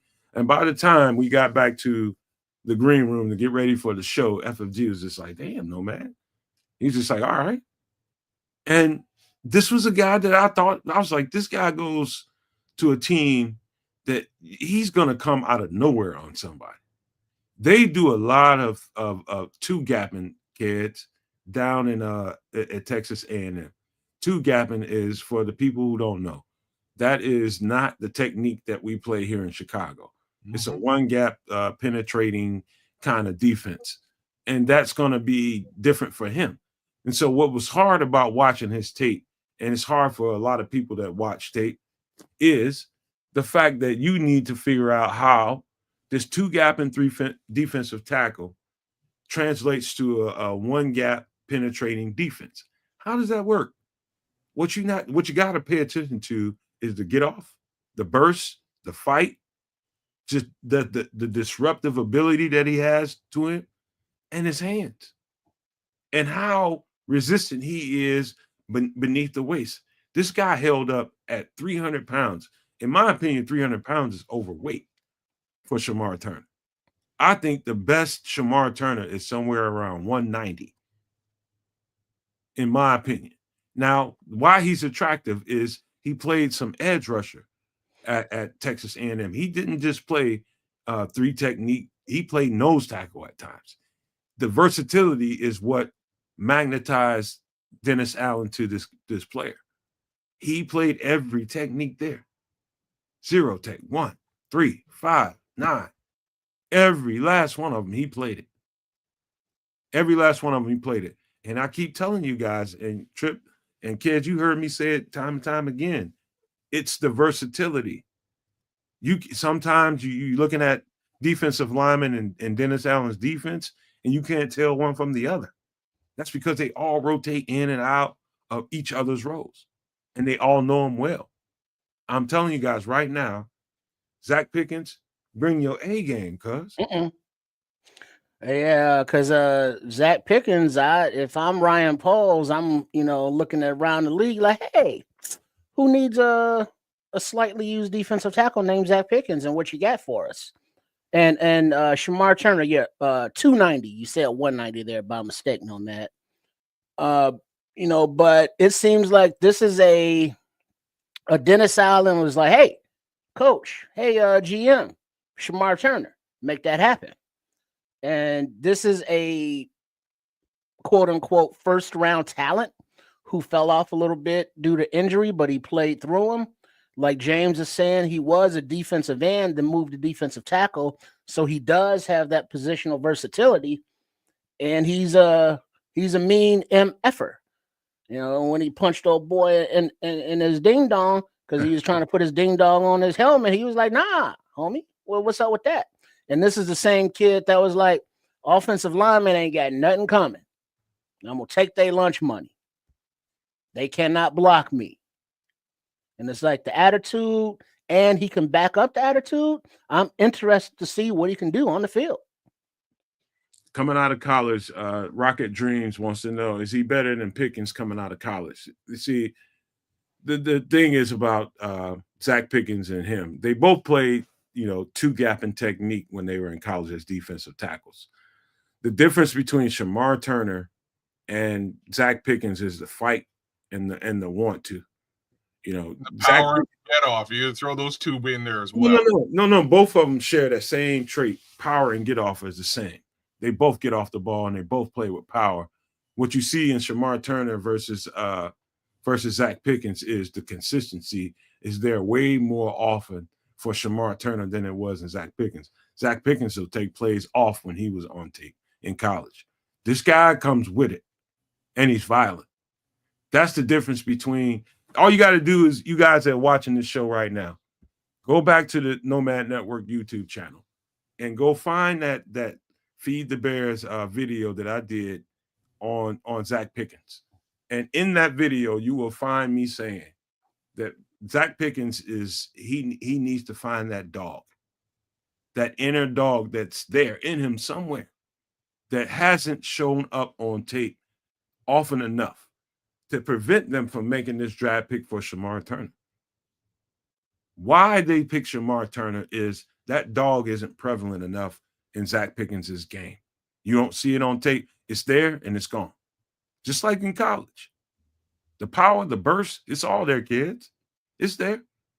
But the consistency Shamar Turner has in spades. Man, I don't know. I would like to see all of those things more when Zach is actually in action. That's my 2 cents there. This kid just looks like he's hungry. He's a dog. He's just hungry all the time. He wants to eat. Quarterback's alive. And you, in that respect, you can't really ask for much more.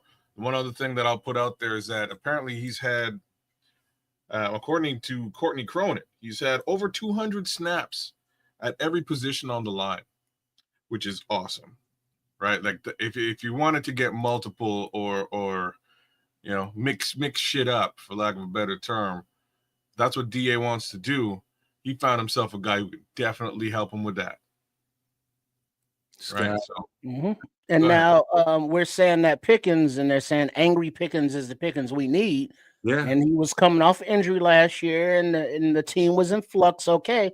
But we just didn't see enough of him to have any confidence going forward that he's going to amount to stuff. And when you have a Shamar Turner, now it's like Shamar Turner, Zach Pickens. And then you're going to be focused on Shamar Turner. But, talking about the defensive line and where Turner may play, the Scrolls is saying Billings isn't fitting what they're doing. Do you think that's true? I disagree with that. That's a conversation we can have. Yeah, that's definitely worth having a conversation about. But really? I'm more focused on what Berlissimo said, because he says he spoke to Zach DMs, and he's saying Zach does lack for confidence. And you know what? You see that on film. You see that on the sideline. It's just like, where are you at, man? Where are you at? Like that, like you're a effing beast. And it's like somebody, I don't know, Barlissimo, I'll reach out to you privately. And I know there's some conversation that you can have that definitely doesn't belong on live TV or on the internet that I'm open to listening to. But that's like what Barlissimo just said is exactly what I'm referring to when I look at Zach Pickens. It's just like, dog, what is it? What is it? Whatever it is, I need you to get over that. Whatever it is, I need you to get over that and get hungry. Hungry. Like you can blindfold me and put me in the middle of the Tahitian desert with no clothes on. And I guarantee you, by the time it's all said and done, I'm coming out of that motherfucker fat. Because I'm going to eat shit. I'm going to figure it out. I'm going to live. I'm going to survive. And I'm going to be the dominant motherfucker in that wood, in those woods. That's what Zach Pickens is missing. That kind of hunger. You mean he's missing, he's not a dog? He's not a dog yet. But that's what happens with these D tackles, man. He's gonna get turfed out if he doesn't find that real fast. Well, I'm not sure if he could be put in a better situation than to figure that out than the sheer amount of talent on this defensive line now, right? He's got to come out of that desert with a plate. You're right. He's got to, or else the desert going to swallow him up, right? That's basically where we're at with Zach, and it's unfortunate. Here's what Barlissimo's saying here. Pickens is that big dog that doesn't realize he's a big dog and has been told to be a good boy. Well, I'm gonna make you hungry until you kill, and then get to feel like, wow, like this is exactly what I'm saying here, right? Like almost quote unquote, it's exactly what I'm saying. So we're gonna have to wait and see what all this competition means for our guy Zach Pickens. But in the meantime, we definitely have one hungry SOB right here, ready to eat. He's chomping at the bit. You got to. This is the last thing I would say, and this is congratulations to Shamar Turner for getting this draft selection, man, and being the guy that they're looking for, man. He's there to. If you listen to the Bears, like I look at the presser with Poles and Dennis. I mean, not Dennis Allen, but Ben Johnson, and they were talking about they just came to turn the dial up on certain guys. And the first thing that came to my mind was Zach Pickens. Like, that guy is a stud football player, stud defensive tackle that, Samo is right when he said that Pickens was, put in a role that isn't suited for him. And it kind of took the bite out of him. And I agree with that, man. We've been saying that for a while. And in fact, Samo, when you was here dude, it's obvious to me that he wasn't a nose tackle. But, this is where we are. Now he's got to transition his mind to try to whoop this cat, Shamar Turner, who's an animal, out of your spot. You got to stop that guy from taking your role, Zach Pickens.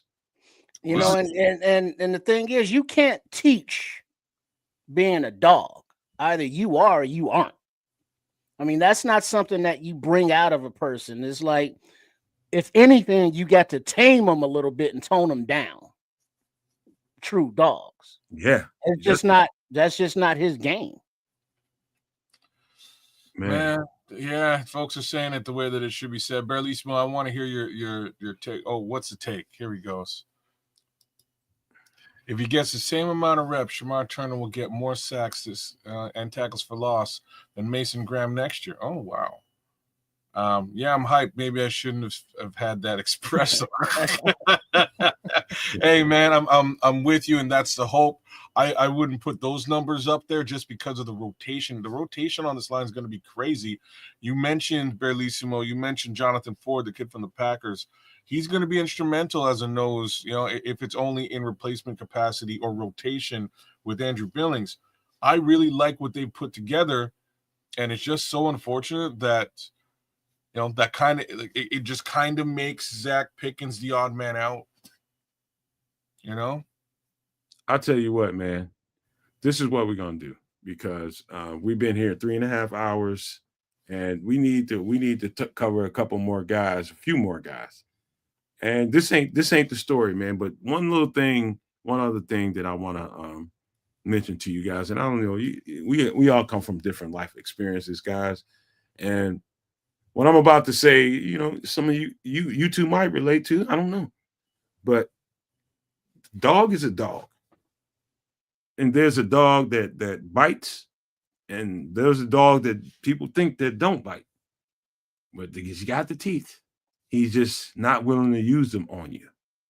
And so, you ever been to somebody's house and hanging around somebody and just being around, and they got this dog, this big ass dog, and everybody's scared to be around. Hey man, is that dog bite? No, he don't bite, man. Don't worry about him, man. He's just chilling.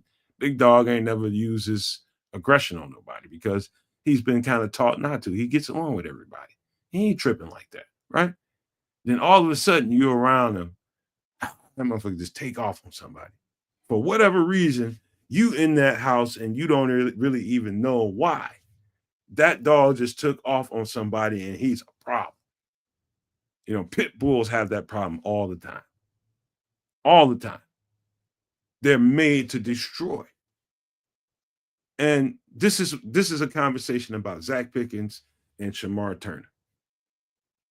Zach Pickens has the teeth, the size. He just needs to be unleashed. And I don't know that that's going to happen here in Chicago. I believe what Barlissimo says is he's a dog is a dog. It's there. He just hasn't arrived yet. I would just say that. Well, NFL, not for long. You know what I mean? If you don't unleash the beast, your ass is out of there. You're gonna get unleashed, man. So that's my thoughts. We will continue to cover these draft picks, man, because we just start that Shamar Turner, and he's still in the second round. So obviously, we got a bunch of guys to cover, and we will get to those guys on some extra sauce. We will finish covering these guys because there's a lot to talk about, a lot more to break down. There's even more UDFA scares and trips that we need to talk about. And we've been on here too damn long, man. We've done hours and hours and hours and hours of coverage. It's time to get ready to get out of here and say good night, man. You guys want to give some shout outs before we get out of here? Yeah, why not? Let's start with all the awesome folks who are in the chat tonight. We're pushing 100 in the chat tonight. That's fantastic. Whole lot of additional subscription over at my side of the world at Keds the Canuck here on YouTube. Love that. Thank y'all. By all means, do the exact same thing. Give me a little bit more love as we get those subscriptions up. More content will be flowing. Speaking of more content, I've been going through some of our original content right here on the Nomad Network, mostly the extra sauce stuff, and I'll be putting together a little bit of a series of more comedic takes that we put together over the course. You will be hearing about little people and feet and stuff like that, and socks. It should be funny. So that should be coming down the tubes sooner or later. Outside of that, man, shout outs to the Immortal Naj, Derek Guy, Andre Bryant, Foster Covers, Aunt Mass, Tracy Conlon, James Weston for the $10 tip jar. Shout out. Thanks, James. We appreciate that. James. Big love to Barlissimo and Samo for coming through and always giving us a little bit of love in the chat. And that being said, there's always a little bit of love for you guys right here on the network to contribute. Shout out to our guy Ed for coming on, the fabulous Mr. Ed. Thanks for coming on and helping us out and doing the darn thing in the background. Boggy, King Booker, Patty Laura, thanks for joining us today. Rocket Dream, Jigsaw, Bear Truth 9, AC Adam, In the Grasp, Marlon Johnson, the Minister Charles Johnson, both of y'all were on here. Absolutely no love for Don Burr, and I think we'll leave it about there, man. What do you got to say, Trips? Hey, Shamar Turner is that dog that'll bite your nuts off, whereas Zach Pickens is that dog that'll hump your leg. So not to be confused with Shamar Moore, yeah, the Young and the Restless. Exactly. Give some love to the kids, the Canuck channel there on the YouTube, and then my personal joint at Sports Chicago Style and on all the social medias, and also the Ko-fi and the Patreon if you want to support that way. We got all the dope videos out there and more produced content. But don't sleep also on Extra Sauce when Chef Trips, comes in and does his live cooking recipe demonstrations and all that good stuff. So all the content on the Nomad Network on Kids the Canuck and Sports Chicago Style. Be in the know, be in the place. Much appreciated. All this dope ass content that's created from between this channel, Kids' channel, and Triple R's channel. Come on, dog. Come on, dog. We do our thing around here, man. We give one thing I can say about being a content creator, and we're everything started, and this is the diving board, the Bears content, and it goes to wherever these guys choose their content to go, and we got ears, we got eyes, we got listeners and followers that pay attention to what we do and what we say. And this is one of the times when you can just say out loud and out proud, thank you guys for always supporting whatever we do, whether it be over here at the Nomad Network, over there with Kids of Canuck, and over there at Sports Chicago Style. Thank you, man. Thank you. I can't say that enough. Thank you. Because without a receiver, you can't give anything. You know what I mean? And don't take that in a sexual way. You're weirdos. This is lovely, man. Just to know that you can put content out there that people love and they receive, it's overwhelmingly a nice thing. So help us build. That's the key words. Help us build. Help us build these things. Help us build. Contribute. Hit the like button, hit the subscribe button to each channel, and you've done your job to help us out, man. And I can be no more thankful than that. And I think I speak for everybody when I say that. But we will continue this on some Extra Sauce on Wednesday.